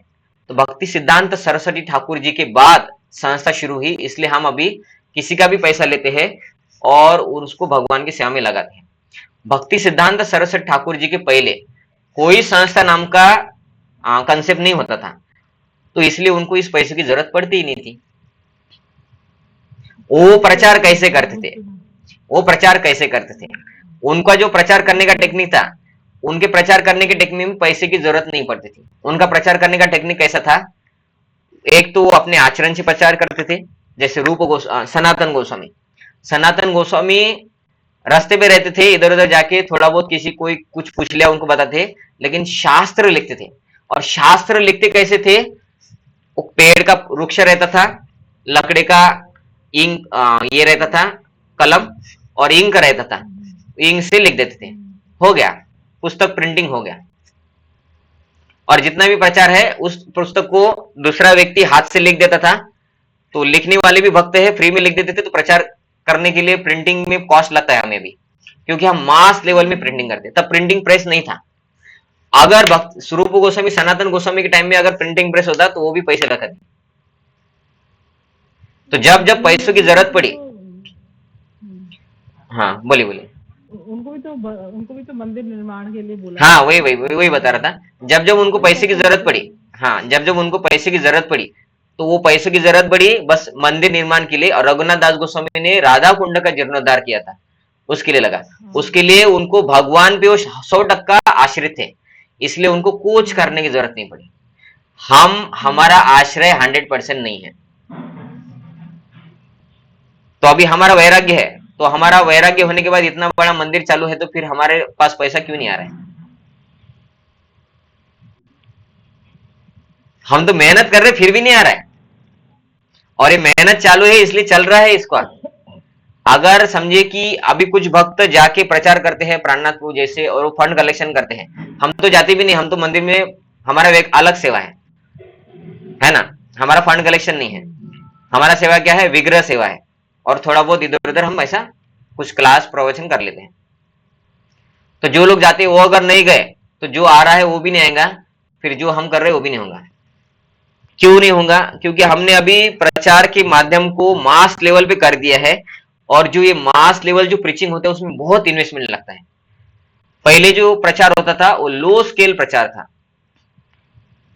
है ना, तो इसलिए फिर उनको इतना बुक डिस्ट्रीब्यूशन के लिए जितना ज्यादा बुक्स पब्लिश करने की जरूरत नहीं थी, प्रिंटिंग प्रेस नहीं था, हाथ से लिख देते थे तो पैसा बच गया। मंदिर बांधने के लिए पैसा लगता था, तो रघुनाथ दास गोस्वामी को एक व्यक्ति आ गया, वो बोला भगवान मेरे सपने में आई इसलिए मैं पैसा दे रहा हूं, हो गया।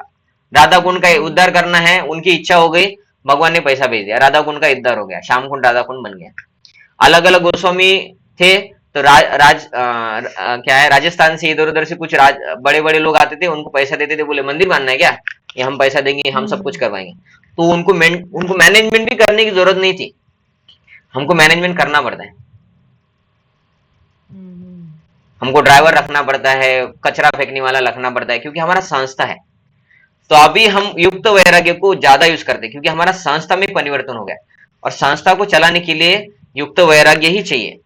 अगर आज भी हमारे लोग अगर रूप गोस्वामी को फॉलो करने वाले भी निकले हमारे संप्रदाय में, और अगर फॉलो करने लग गए तो संस्था बंद हो जाएगा,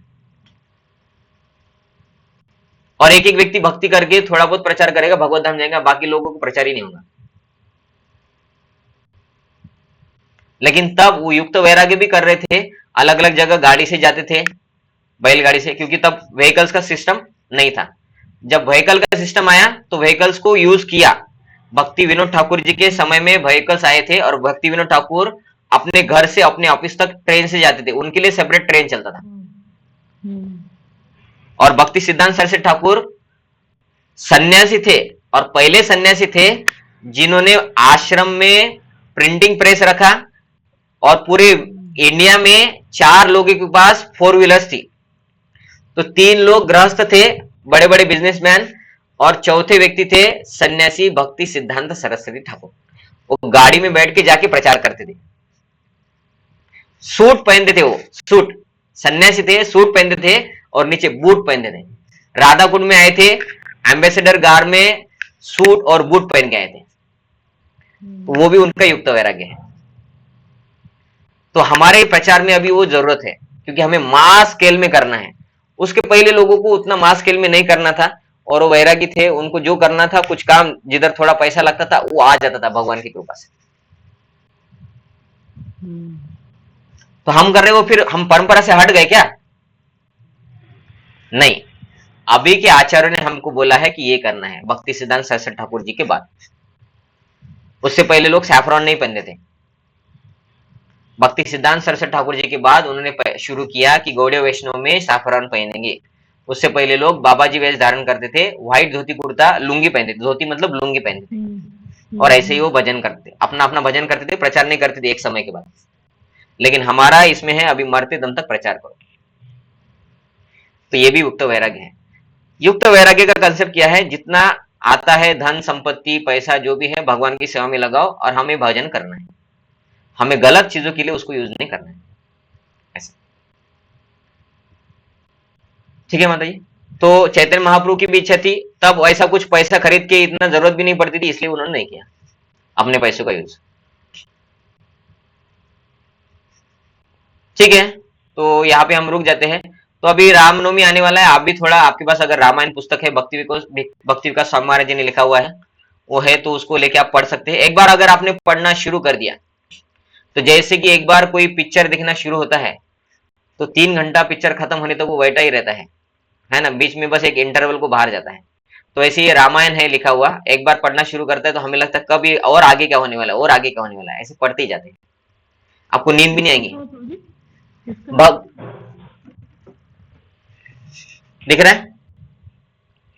यह है भक्ति विकास स्वामी महाराज जी के द्वारा लिखा हुआ वाल्मीकि रामायण। वाल्मीकि रामायण। तो ये पुस्तक आप आपके प्रिफर्ड लैंग्वेज में खरीद के उसको पढ़ सकते हैं, क्योंकि रामनवमी आने वाला है और हर साल ये यूज होता ही है। हर साल रामनवमी आएगा, पढ़ना शुरू करने का है, क्योंकि हमको एक भगवान ने आशीर्वाद दिया है कि इस बार जो हम पढ़ेंगे वो अगले साल भूल जाएंगे, तो इसलिए फिर से पढ़ेंगे, हमको इंटरेस्ट रहेगा पढ़ने में। अगर याद रहा तो इंटरेस्ट ही नहीं रहेगा, हमको लगेगा अरे ये तो मेरे को याद है सब, पढ़ना क्यों है, चलो यूट्यूब पे कुछ देखते हैं, व्हाट्सएप पे देखते कुछ, है ना। तो हमारे पास आशीर्वाद दिया भगवान ने कि हम भूल जाते हैं। तो जी वाल्मीकि रामायण वाले ये जो बना है इसमें शायद श्लोका नहीं दिया ना, श्लोका नहीं दिया है, स्टोरी लाइन। हम्म, तो ट्राई कीजिए, ये पढ़िए। जिनको नहीं पढ़ना है, पढ़ने के लिए थोड़ा इच्छा नहीं होता है, तो अमोघ लीला प्रभु के एकदम मधुर, फनी, है ना, ऐसे रामायण के लेक्चर्स है बहुत सारे। वो एक लेक्चर के बाद दूसरा लेक्चर, तीसरा लेक्चर, वो भी ऐसा ही है, पढ़ते ही जाओ, सुनते ही जाओ, सुनते ही जाओ, सुनते ही जाओ। खाते वक्त लगा दीजिए लाउड स्पीकर पे या ईयरफोन डाल के, कुकिंग करते वक्त, कहीं आप ट्रैवलिंग कर रहे तब, है ना, हर जगह उसको सुनते रहिए, एक एक करके उसको कंप्लीट कर लीजिए। ठीक है, यहाँ पे हम रुक जाते हैं। हरे कृष्णा। जगत गुरु स्वामी शिल प्रभुपाद की जय। निताय गौर प्रेमानंदे। हरि हरि बोल। हरे कृष्ण। हरे धन्यवाद। कृष्णा प्रभु। हरे कृष्ण। दंडवत हरे कृष्ण। प्रणाम। हरे कृष्ण प्रभु।